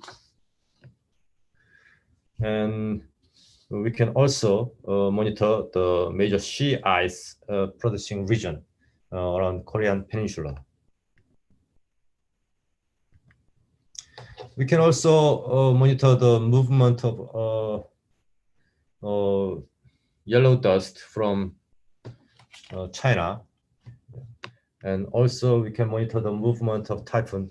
Maybe it seems some problem on the movie clip here, but we can capture the movement of the typhoon or yellow dust at hourly interval using GOCI images. Also, you can identify the area of heavy snow in the land area. And also we can monitor the eruption of a volcano. You can see the stage of the eruption on the right movie clip. Also, we can monitor the low salinity water from GOCI. In the summer, the strong stratification limits the supply of nutrients from the lower layer to the surface, limiting the chlorophyll concentration. But when nutrient-rich rivers are supplied, chlorophyll flourished. So using these characteristics, low salinity water can also be observed using GOCI. Low salinity water originating from Yangtze River mainly moves to Jeju Island and South Sea of Korea on mainly August in the center of summer. And on the same principle, coastal upwelling can also be observed using GOCI. In the summer, coastal upwelling occurred frequently on the east coast of Korea Peninsula. Yeah, the high-resolution GOCI image can be used for monitoring the formation and dissipation of the sea fog. From now, let me talk about my own previous researches. Using the hourly interval GOCI images, we can monitor the movement of coastal water turbidity. So areas in this figure, areas of relatively high turbidity gradually decreased over time according to the stage of the tidal cycle. And around the time of the high tide, turbidity was remarkably lower. And we can also produce ocean surface current by composite the 8 images a day. Using the high spatial resolution of the GOCI, we can extract more detailed ocean surface current than that extracted from the sea surface temperature images. We can also derive ocean fronts from the GOCI images. In the August 2013, we had a very big bloom of harmful algal blooms. So we monitored the diurnal change of the patches of the harmful algal bloom using GOCI-based chlorophyll images. Currently, we are developing the GOCI-PAR algorithm by the collaboration with Scripps in San Diego. We deployed EcoPAR sensor on the Ocean Research Station, and we got the in-situ measurement of the PAR at a second interval. And from GOCI, we developed algorithm for extracting PAR, and we validate it with in-situ measurement and the PAR products from other satellites like Himawari and MODIS. We are also developing the GOCI-based PSC, phytoplankton size class algorithm by collaboration with Plymouth Marine Laboratory in England. We are using the algorithm developed by Bruin et al. In 2010. We employed curve fitting in MATLAB using 92 HPLC samples, and we determined each coefficient in the algorithm, and then the result was compared with in-situ measurement in terms of concentration and percentage of each class. And personally, I also have interest on coral reef habitat mapping. This area is Chuuk Island, our research branch, and then we operated the in-situ measurement campaign, and the samples for the bottom types, and using high spatial resolution satellite images to classify the habitat, and then we classify the bottom type as seagrass or coral, etc. And then we can monitor the long-term changes of the aerial extent of coral.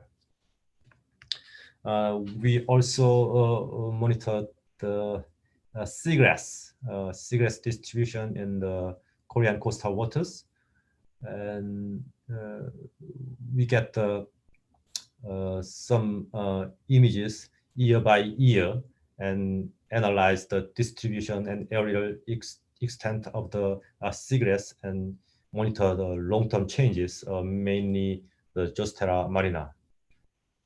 Okay, that's all I have. Thank you. Thank you, Professor Jungkook Chae. We seen already your presentation, also some various application of GOCI and GOCI-II, also this history. Thank you very much. Thank you. And we have some question, but I think the question will be raised at the end of the presentation. So I will invite the next speaker. So the next speaker is Pak Agung Usadi. He is alumni of geodetic from Bandung Institute of Technology. He is also an expert in surveying and mapping. He is an expert in knowledge management. He is an expert in standardization.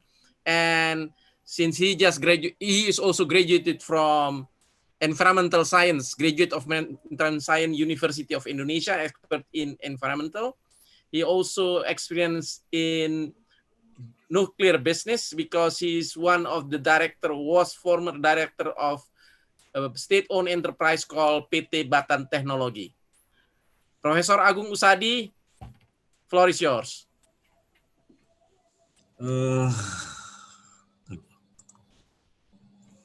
Suara saya terdengar? Jelas, jelas, jelas. Thank you, Pak Oni. Good afternoon, my colleague from Korea, Mr. Park. Selamat sore, Pak Park. For Pak Oni and the audiences, I'm not professor. I'm practitioner. Then professor that Mr. President said to me is because I'm senior for Mr. Agustan. I don't have experience enough for remote sensing, but we just finished grand design for BIG related to one map policy and what is that? SDGs. So that's why when Pak Agustan said to me to join with this collaboration meeting, I agree with him. The second, I have finished for 3 in Indonesia. We set it BUMN. First is BUMN. What is it? State-owned government enterprise. First is PT Surveyor Indonesia. Second is Industri Nuklir Indonesia. And the third is PT BKI, Biro Klasifikasi Indonesia. So I agree with Pak Park. Pak Park said in the end of his presentation, he needs cooperative proposal based on Indonesian demand. Yes, that's right. I started from Indonesian demand. Professor Jani said about economic development, about private sector, and then Pak Park said about economic loss, about application development, about capacity enhancement, about reduction damage and economic losses, knowledge and technology. So that's why my presentation jumping onto one main question. This is my main issue.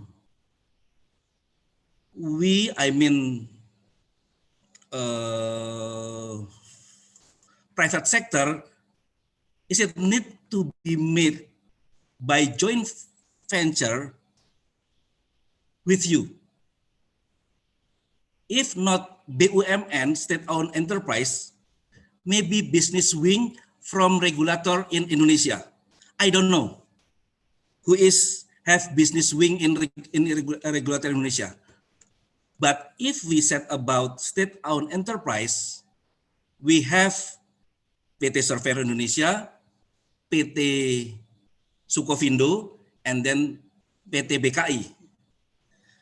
So Mr. Park, you have to jump into in which institution you will join in Indonesia. In my opinion, Mr. Park, in remote sensing as a part of industry, very slow progress in Indonesia. Still on research. If you join with what is that? Join with the people, I think you will speed up the progress in remote sensing industry. If main issue deployed in 9 question, this is my issues.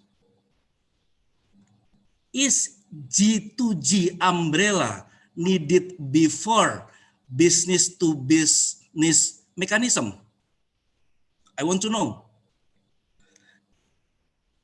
Because when I handled marketing director for industri nuclear Indonesia, we have to answer the first question. Do you have G2G umbrella? That's the first. The second, is there copyright? Can the result be owned by Indonesian? The second, what is the needed for setting up from your experience? What has been the priority or sensitive matter throughout your experience? Sensitive matters. What is that? Mr. Choi has said about product specification. But in my question, what product specification do you have that are suitable for Indonesian needs? Let's say, I don't know, maybe Mr. Moderator can help me.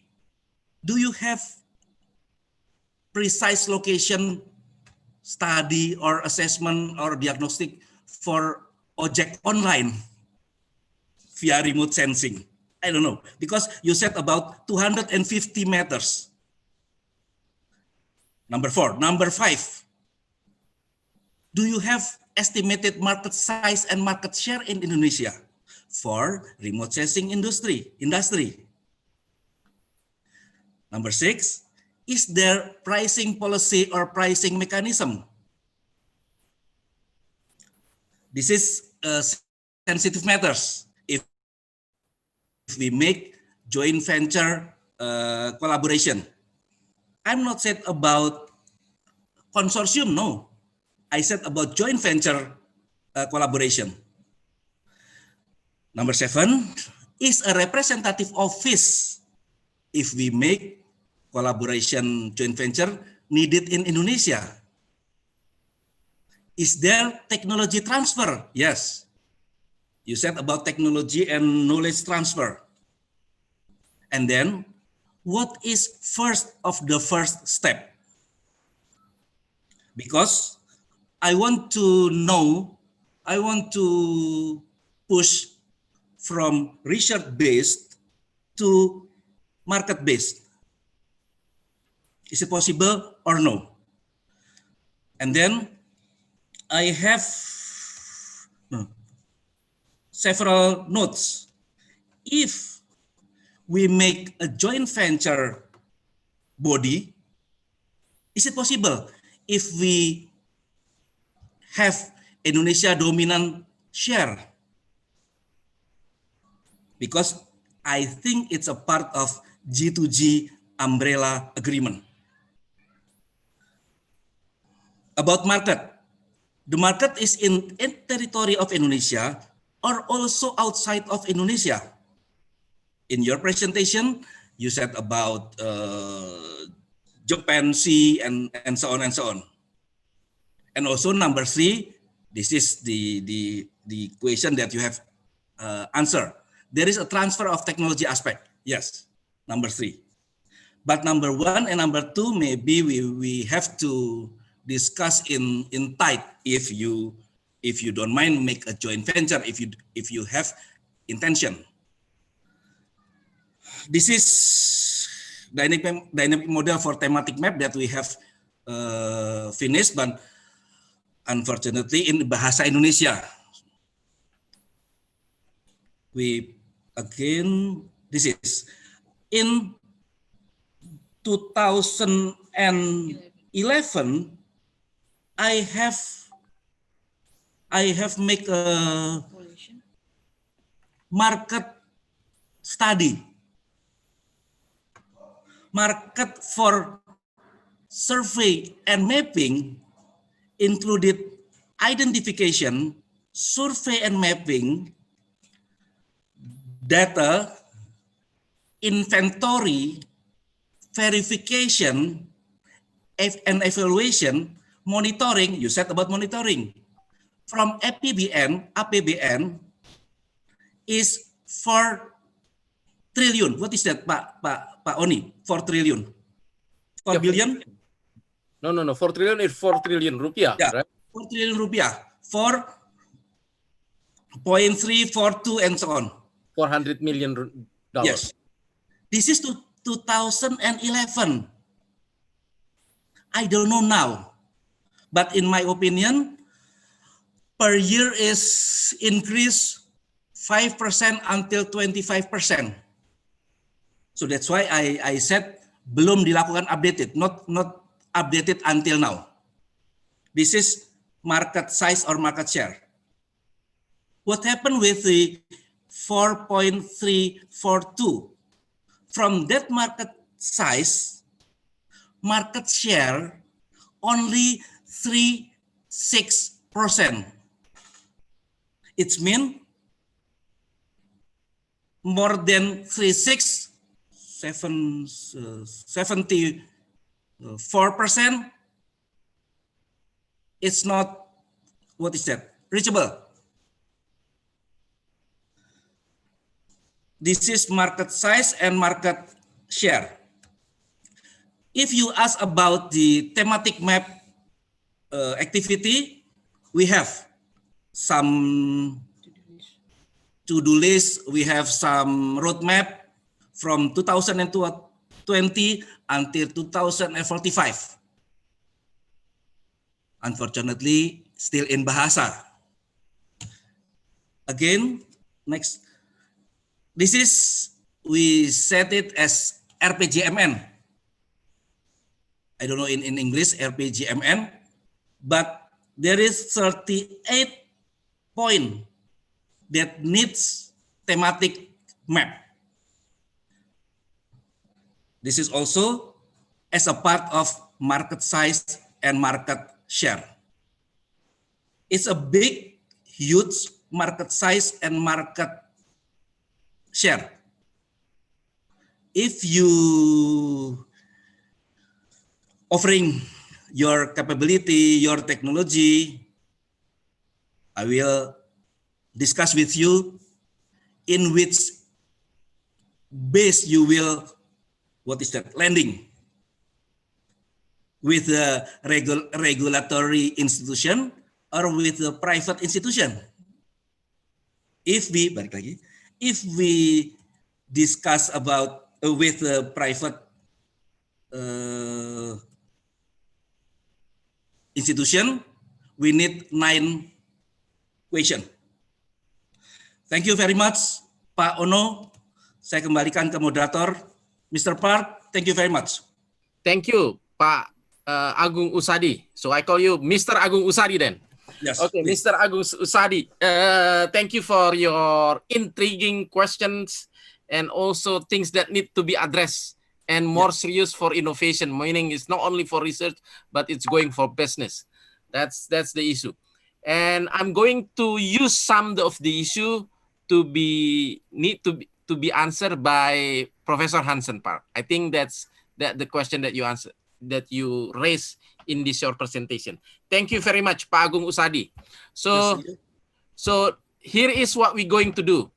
We go to Slido and read each question line by line, and for each question there will be the question will be attended for, let's say, Professor Hansen Park or Professor Jani. Then you answer the question in Slido.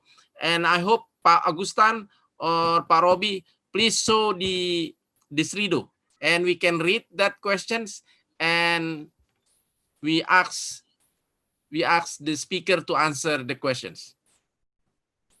Pak Agustan, Pak itu, tolong tunjukin line-nya. Sorry.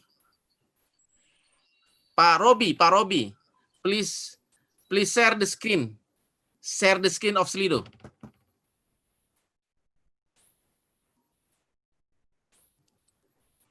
I can read, but I think it's easier than if you can show into the pictures.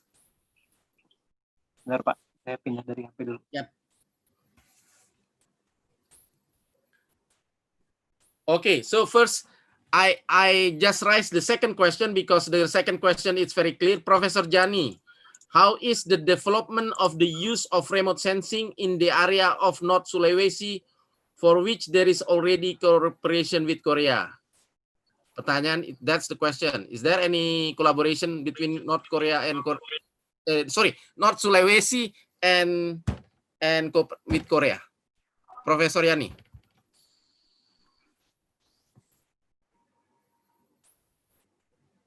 Is there any use of remote sensing in the area of North Sulawesi which has already cooperation with Korea?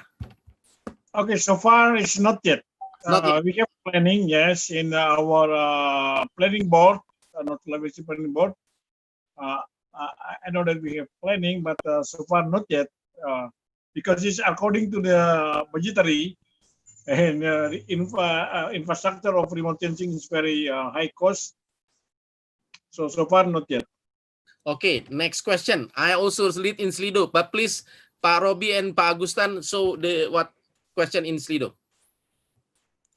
The second question to Pak Yani. Oh, ya, gedein kalau bisa. Number 2 is the questions for Pak Yani. Number 1, I think it's for our Korean counterpart, our Korean friends. Speaker, I have heard that the satellite data of I think it's GOCI in coastal area was overestimated due to suspended Chlorophyll A. Chlorophyll A, sorry. Chlorophyll A in coastal area was overestimated due to suspended sediment transport from the river. Is it true? Oh, that is for Professor Yani then.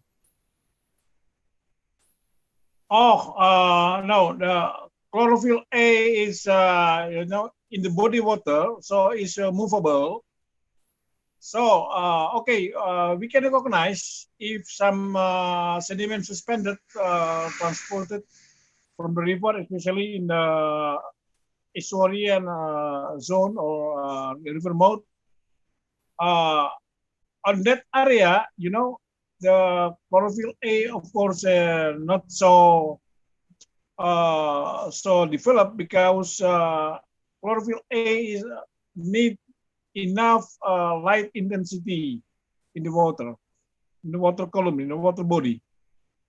So mostly the estuary or river mouth area is low of chlorophyll A, and also low of coral reefs, because the water, especially in Indonesia, if you go to a river in Japan or in Korea, the coloration of the river body and the river mouth is same. It's look like low of sediment transportation. That is very different.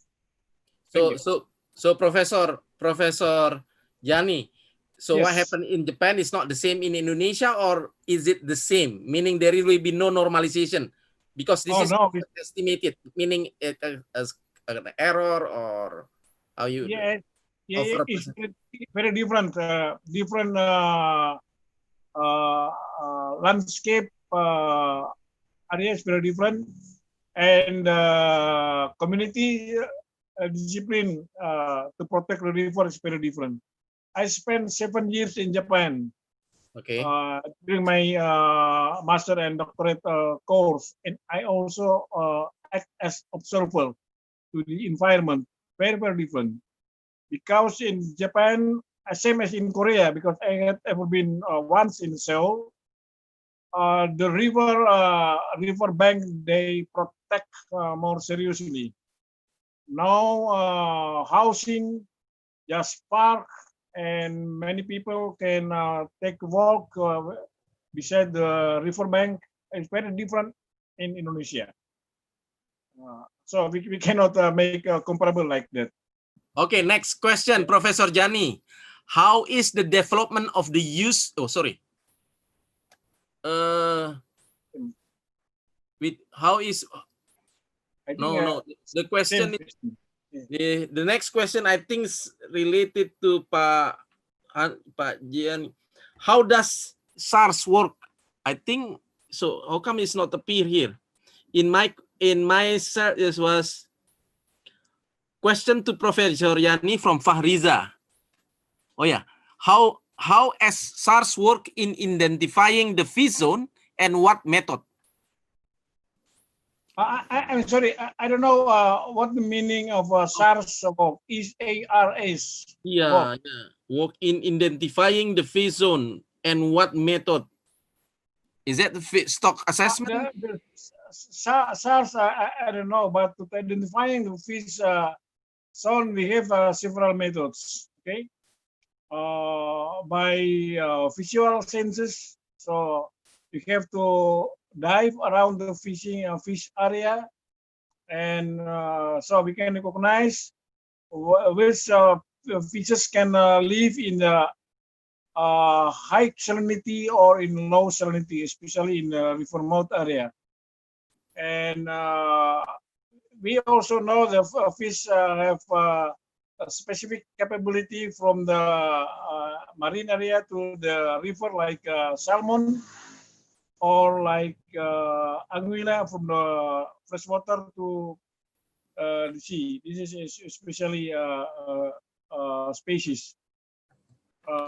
We have several methods for identifying the fish zone, but I am very, very sorry. Is SARS or SARS work? I don't know. Okay, thank you. Thank you, Professor Jani. So next questions. What are the advantage and disadvantage for Indonesian position, not in the center of image, but on the edge of the image that was acquired by the GOCI? I think it will be for Professor Jungkook Choi. Yes. Professor Jungkook Choi, what are the advantage and disadvantage of Indonesia platform, not in the center of image, that was acquired by the GOCI? Yeah. Although Indonesia is not located at the center of the image, we can get the image and then we correct geometrically and atmospherically, so we can produce the nice data for the locations. So you can freely, and you can have accurately in the scientific meaning. You can accurately use the GOCI images like you use the MODIS or CWIFs or other images. So it's not problem it is not problem that Indonesia's position is not the center of the image, I think. Yeah. Okay, thank you. Next question, also Professor Jungkook Choi. There is from Ahmad Kosasi, BMKG. What correction have been applied? What correction have been applied to the result of the GOCI satellite recording? It's from BMKG. Yeah, I'm confusing which correction do you mean? But basically, the geometry correction is a systematically. Yeah. It's already computer. Yeah. We completed before release before we release the data, and then you can correct you can perform atmospheric correction to the data, so you can produce the RRS image. So after that, you can use freely to your research. So main correction is atmospheric correction. Yeah. Okay, thank you. There is one more question from Mailendra Islamic University. Professor Jungkook Choi, what is the fundamental difference of GOCI-II from other satellite, and what are the disadvantage of GOCI based on your previous research? Yes, main difference is GOCI-II is a geostationary satellite, and all of the other satellite like MODIS, CWIFS, Sentinel is the polar orbit satellite. So GOCI can get always the image of always the same area. So GOCI can get the images of same area 8 to 10 times a day, but all other satellite can get only 1 or 2 images a day. It is the main difference. And I can say the disadvantages of GOCI is GOCI-I can get the images of mainly coastal waters around the Korean Peninsula. So GOCI can get the many images of on the GOCI coverage. Many of the clear waters are not included, so we can compare fully, sufficiently the reflectance from coastal waters and open oceans. Maybe that's it. Yeah. Yes. One more question from Agus Santoso Budiharso. Professor Choi, is it the imagery of GOCI available in cloud platform so it can be downloaded freely? Our policy is you can download the GOCI image from the homepage of our center.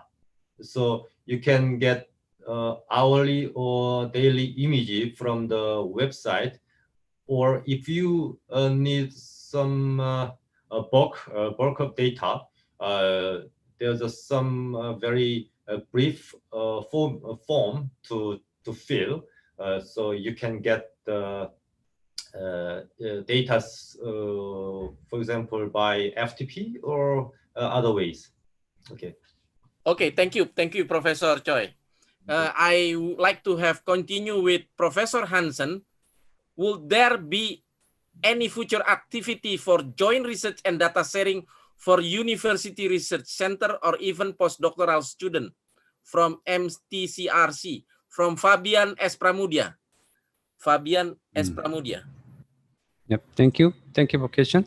And actually, I would like to add some comment from previous question about the GOCI's data download.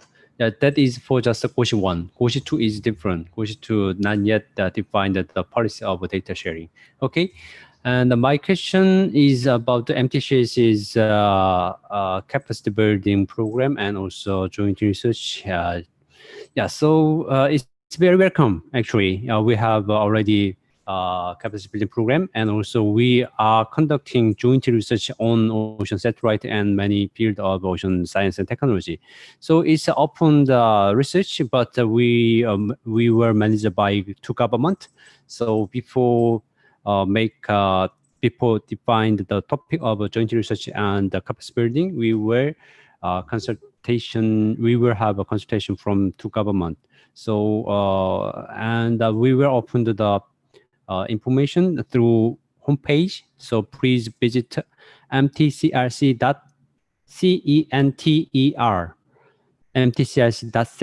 Yeah, there is many information and you can join it.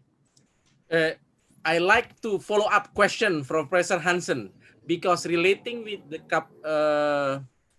the competency or upgrading capability, Indonesia very interested with good collaboration with Korea. In your country, it's very popular for our young millennial, and they like to go there to study and also know your Korean culture very well. So that's why if there is a good collaboration between Indonesia and Korea, there will be a lot of Indonesian young generation who like to go there and also increase the understanding of the country, and also using the GOCI satellite data. That's why it need to be more clearer, because it's also good for both of us.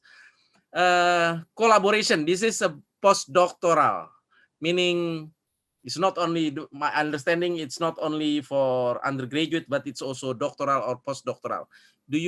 Everything goes to MTCRC, or you can go to direct to your university or to Professor Jong Kuk Choi University. Okay, based on our program is now for master degree, but we also have invited doctor degree program in KIOST. Already 2 students study in KIOST.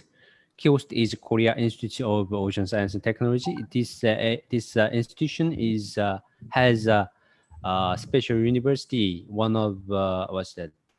University of Science and Technology in Indonesia, in Korea. Yeah, so they can study doctoral program in KIOST. Yeah, it will be a good opportunity to get the doctor degree with working experience in KIOST. Okay, and also including postdoctoral program, yeah, we can manage it, and the MTCSC will be platform to facilitate our cooperation, including capacity building, yeah, including invited master and doctoral program, and also in Indonesia program.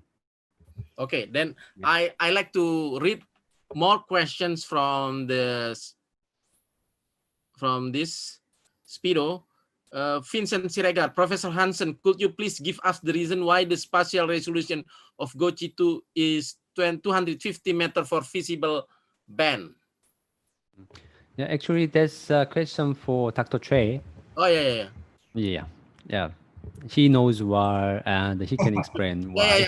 I remember in one slide of your comparison between GOCI-I and GOCI-II, GOCI-II is 250 meters. Yes, That's the questions. No special reason. Just the technology improved, so we can make the sensor to get the more higher spatial resolution images. Just the reason. Okay, then there is a question from Pak Teguh and from Lapan. Since I know this is possible collaboration between MCRC Korea and Lapan, I like to invite Pak Sarif atau Pak Lapan, Pak Teguh, to come forward and ask question personally, or I can read the question from Slido. Pak Teguh Lapan or Pak Sarif Lapan? You have question for Pak Hansen or Pak? Actually, my question already answered. Okay, ready answer. There is, because here is one question also from Pak Teguh to Professor Choi and Professor Hansen. Pak, there may need application of GOCI and GK2 be. What kind of possibility we can apply in the whole application in Indonesia? That, as we know that the Indonesia graphical and water characteristic is different with Korea. I think that's what I have in Slido. Maybe you can elaborate more, Pak Sarif. Yeah, I think most kind of applications you already show is possible, I think. But Indonesian area, for the Indonesian area, we can get only 1 images a day. So maybe it's not possible for the research on monitoring diurnal changes of the ocean environment. But except the diurnal change, most kind of application is possible, I think. Okay, thank you. And additionally, the question is very nice for me actually, because we want to propose a new project that is about that actually. Exactly, we want to develop application in Indonesia first, and that application based on the field survey and our joint research with the Korea and Indonesia stakeholders institution, including LAPAN, RIPI, PPPT, PMPG. Many institutions can join that project, and we can make a suitable application on Indonesia. So that is our main point of our proposal. In your presentation, actually, Pak Agung Usadi already have some framework that need to be elaborate for establishment of this is going for innovation business or it's for research? Even though if I see your presentation, it seems like research collaboration for 10 years, research collaboration project proposal, right? Actually, first page is a focus on research, joint research, Yeah. to develop application. But next phase, second phase, and third page is about making platform for spread this data to an Asian country. So it's one of a point of industry. Yeah, industry sector can join our program. But I want to answer for his question. Basically, this project starts from G to G. Is correct. But Korea government also has a policy to spread governmental service to industry section. So it's to spread the industry section is a responsibility to industry side, because government will supply the raw data maybe after some post-processing, and also we will develop application with our joint research, but enhanced product were produced when made by industry side, and they will use that data to their business, and they can spread this business to ASEAN country, I think. So that's my basic idea. Okay. Professor Hansen Park, that's so the business park will be in phase 2, meaning 2024 onward, after 2024, right? After 2024.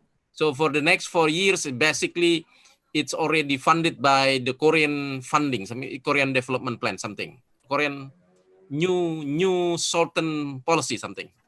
Yeah? Yes. So first phase mainly support from Korea side OD project, but second phase is very important to make a platform focus on Indonesia. That is a mutual funding system. That will be mutual funding. Yeah. So Korea side and Indonesia side, they need to support this program, and Indonesia can have a main platform for Asian country. So, Okay, so it's a little bit So the 2024 is not guaranteed yet, but until 2024, it's already guaranteed. So our concern for Indonesian remote sensing society, because we like to have to this type of collaboration or joint research will be flourished in this country by having good access to GOCI-II, and also building the capability, meaning we need to have some master or PhD student there, or you make a manual in Bahasa, got more published, or can download the GOCI-I and GOCI-II data so that we can use for many applications in Indonesia until 2024. And then after 2024 will be the responsibility of Pak Agung Usadi and friend and you, meaning people who more interested on business and networking. That is, I think that's the idea, right? Yes, exactly. Yeah. Okay. So I think if there will be no question and answer for the audience, actually the 300 participants here, if you have no raising hand, then I will go for the next round. There any questions? Only burning question. So I see no raising hand. So we go for the closing section. I will ask for each speaker to give 1 minute closing speech. And it starts from Professor Jungkook Choi, Professor Jani, Professor Hansen Park, and Mr. Agung Usadi. Professor Jungkook Choi, your closing speech. Okay. Thank you all for all to have the very special opportunity to share our research and our GOCI satellite together with Indonesian party. So I expect this can be a very nice start for the collaboration between two parties, and we can. I wish we can have a very fruitful result in the final stage. Okay, thank you very much. Professor Jungkook Choi, thank you. Thank you. Profesor Jani Kusen. Okay. Thank you very much for this grateful opportunity. My last speak to all of us. If GOCI and remote sensing project viewing from the sky, so we waiting in the ground tracking or ground verification, because all of the remote sensing information, it should be verified with ground truth. So we just waiting the project in the ground truths to support this remote sensing project. Thank you very much. Thank you, Professor Jani Kusen. Next is Professor Hansen Park. Yep. Thank you, everyone. Yeah, I want to say any organization or any institution has interest on this project, please contact MTCIC. And we will arrange a meeting with the Command to discuss detailed proposal together. Yeah, I'm looking forward to your response. Ya, terima kasih. Terima kasih, Profesor Hansen Park and Mr. Agung Usadi. So, maaf, Pak Agung Usadi sudah harus meninggalkan ruangan. Beliau ada pertemuan tiba-tiba, jadi beliau dengan sangat maaf sekali tidak bisa ikut sesi terakhir. Pak Oni, Pak Moderator. Oke, terima kasih. Karena sebelum 2024 juga udah harus di set up bisnisnya. Tadi menurut Profesor Hansen Park. Oke, Pak Agustan pengen ngasih closing speech juga? Mungkin nggak ada. Kamsia Hamida buat teman-teman profesor dari Korea, dan juga untuk terima kasih kepada Komwil Sulawesi Utara MAPIN yang akan segera terbentuk. Jadi mungkin teman-teman penggiat remote sensing di Provinsi Sulawesi Utara dan Manado khususnya bisa membuat atau membentuk pengurus komisariat wilayah MAPIN di Sulawesi Utara. Terima kasih Profesor Jani dan Pak Agus. Itu Pak Oni, Pak Moderator. Oke, thank you, Prof. Pak Agustan, President of MAPIN, Indonesian Remote Sensing Society. Some house rule, some report buat teman-teman yang ingin dapetin e-sertifikat, go to mapin.or.id. Linknya ada di YouTube channel, di live chat, ada juga di Zoom chat, dan itu harus di-download kalau saya nggak salah sebelum jam 6. Jadi itu untuk live chatnya. So I think we all already discussed. We have a great presenter today, and we can conclude that our topic Indonesian-Korean on remote sensing collaboration with the first speaker, Professor Jungkook Choi from Korean Ocean Satellite Center with the introduction of GOCI-II and application, and the second speaker, Professor Dr. Insinyur Jani Kusen from Remote Sensing for Marine Bioresearch Management, Samratulangi University. Third speaker is Professor Hansen Park from Korea Ocean Satellite Center, also project suggestion for utilization platform of GeoSatellite Satellite GeoComSat. And last speaker is knowledge management expert Professor Agung Usadi on creativity to set up remote sensing business. We finish our webinar Seri 12 from Indonesian Remote Sensing Society. We thank all the speakers, we thank all participants, and we hope that we can come back in the next webinar seminar in the next round, number 13. Thank you very much. Foto dulu, Pak. Oh, thank you very much, and we need to have some group pictures. That is in our culture. Thank you very much. Assalamualaikum warahmatullahi wabarakatuh. Waalaikumsalam. Waalaikumsalam warahmatullahi wabarakatuh. Terima kasih banyak Pak Oni, Pak Moderator kita. Pak Robi silakan difoto, dan sesi ini secara resmi ditutup. Tapi kalau teman-teman seperti biasa ingin diskusi lebih informal, silakan digunakan. Mumpung ada narasumber kita dari Korea dan juga dari Sulawesi Utara. Di bumi Kawanua mungkin MAPIN akan segera terbentuk. Okay. Picture udah picture. Silakan difoto, baru kita diskusi informal.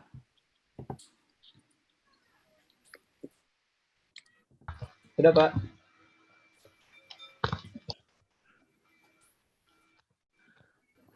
Kalau dikirim di WA grup ya picture-nya.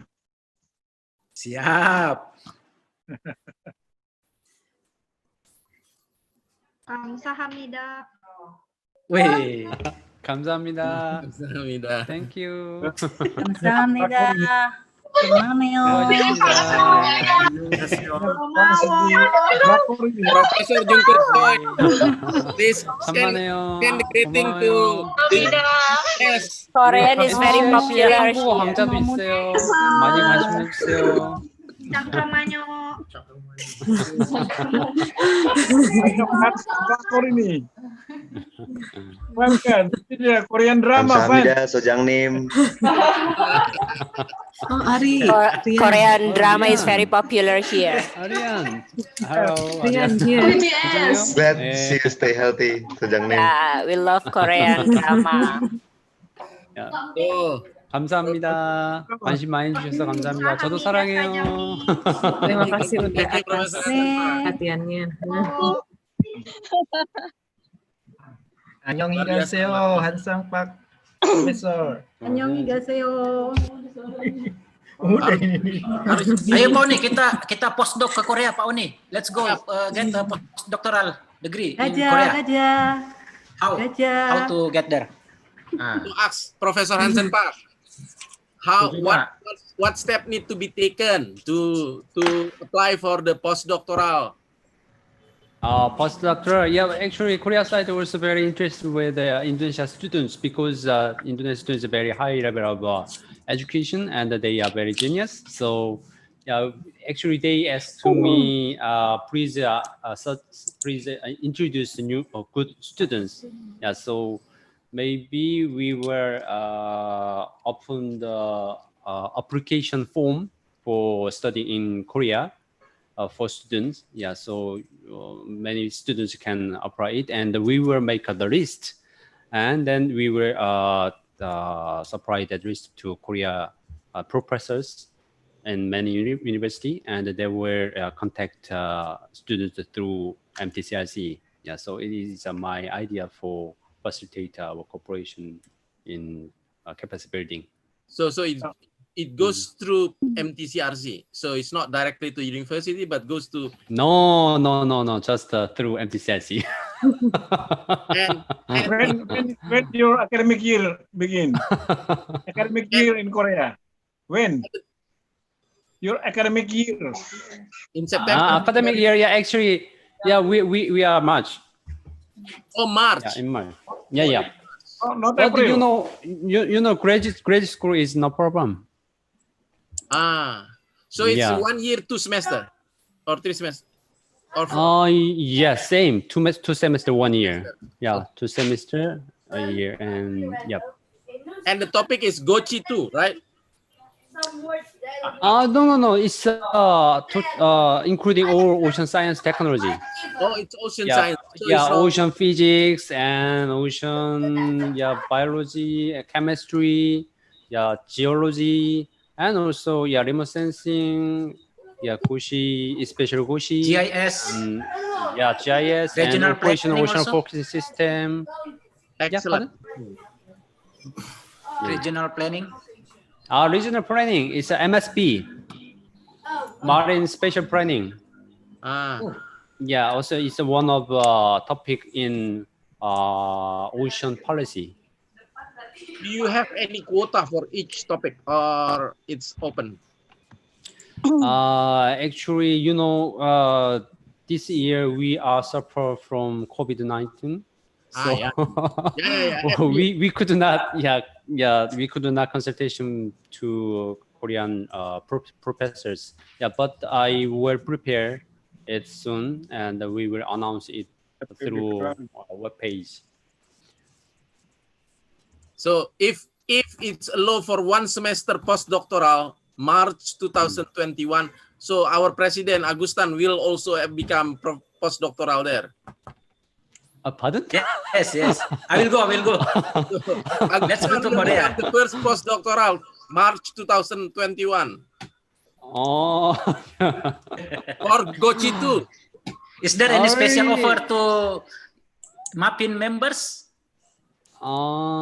Special? No examination. Yeah. He will be university. very special. VIP. Oh, Very yes. special person. You know, the Indonesian Remote Sensing Society has 4,000. I think it's berapa thousand? 4,000 member, right? And you need to select who can go to Professor Jungkook Choi laboratory. I will ask. Yeah, where is Dr. Choi? Yeah, I will ask him. Yeah. Actually, yeah, you know, GOCI is very interesting. Yeah, that's right. You know, NOAA and what's that? Himawari. Yeah. Himawari is just a weather satellite. It's a different purpose. You know. Yeah. So NOAA and NASA also very interested with the cooperation with Korea for GOCI. So it will be a good opportunity if you study in Korea about GOCI. Yeah, I think GOCI is the first geostationary ocean color satellite, right? Yes, exactly. Yes. Yeah, and that's why it's very interesting. If I'm not mistaken, I think in 2015 you already have a cooperation with Australia. And there is some research in Australia, a lot of research related to ocean applications. But the difficulties in Indonesia is cloud cover. That's the reason why it's so difficult to monitor Indonesia because of the clouds. And why I asking about the age, because usually it's quite difficult to do the geometric correction when you have on the edge of the image. That's just my interest. Yeah, maybe there is many satellites. Yeah, we can get many data from many satellites in Indonesia territory. But I already emphasized the point that is every day, everywhere we can get the data. Even there is many crowd, but we can find we can choose appropriate picture. I mean data. Yeah, because we have many data every day. Okay, Professor, may I ask? That the imagery can be processed by any software, remote sensing software or special software. Actually, GOCI is operated by Korea Ocean Satellite Center, and that center made own software to post-processing GOCI data. So it is very important, you know. So we need also the data from field. I mean, we need the calibration and validation data on situ survey. So it will be very good collaboration between Korea and Indonesia. So, you know, when we make a collaborative project, the mutual benefit is very important. Yeah, so that is very good condition about the GOCI. We need the calibration, validation, site and data, and Indonesia needed the data, and we can collaborate about that to benefit. Thank you, Professor. Professor Hansen Park. One more question from the participant. So I just read her text. My name is Ayu Adi Justicia. I'm lecturer at STMKG BMKG now. I study at ITB for doctoral program. Please asking about the joint research BMKG ITB Korea. Thank you, sir. Is there any collaboration? BMKG is Indonesian weather body. Yes, actually, BMKG is very important governmental agency because they has responsibility to weather forecasting and also including disaster. Natural disaster. So that one is we also cooperate with ITB to develop numerical model for predict weather condition, including ocean and current and tide, some kind of that. And for that, the final user will be BMKG, because BMKG will forecast the weather and also including ocean current and tide, some kind of that. So actually, we have cooperate with them more closely and more tightly. So just waiting for more Okay. specific cooperation with them. Okay, so other than Agustan, there will be one more. Ayu Adi Justicia will go for your postdoctoral program next year. This is from BMKG. Professor It's Hans. good. Yeah, thank you. Ibu Ayu is student in our department actually. New student in our department. Yes. Oh, okay. Dr. Hansen. Yes, I'm from IPB. My name is Vincent Siregar. We are very keen to have collaboration with you since our department, or especially our division, we have already do the experiment using satellite data for coastal application, for shallow waters, for all the oceanographic parameters. So how we can make some collaboration project or research with your institution? Yes. So sorry, you in your question, your institution mean is MTCC or KIOST or university in Korea? No, we are from IPB, Bogor Agricultural University. We are also from the Department of Marine Science. Yes. I'm sorry, I misunderstanding. Okay, yeah, it's good. Actually, we want to cooperate with the IPP also. Yeah, because IPP is very strong in fishery and also marine science. So just the first step we need to talking about our cooperation field. Yeah, so we will make a meeting with the university which has department about ocean and marine science and including maritime. Yeah, so at the time, you can join, and also we will invite you to discuss our cooperation. Yes, yeah, thank so you. it will be the first step. Yeah. Yeah, and please visit our homepage, and you can see it, and you can see who has the responsibility. Okay. Okay, thank you. Oke, terakhir buat teman-teman yang mau download, nanti go to mapin.or.id sama bisa lihat di YouTube live-nya, Mapin. Live YouTube. Oke, makasih. Terima kasih. Makasih loh, ini mah kami kebetulan ini kan. Makasih. Terima kasih Profesor Jani. Ya. Terima kasih. Oke, terima kasih. Terima kasih Profesor Doni next mau time. praktek bahasa Ya, Korea. makasih. Ayo dong praktek dong. Terima kasih. Prof Vincent, apa kabar? Kebetulan juga saya pengen ngobrol juga nih dengan teman-teman. Iya, Prof. Saya kira kita bisa juga nanti buat suatu kerjasama bertiga itu ya, LAPAN, IPB dengan tadi MTNC itu untuk coba kita desain.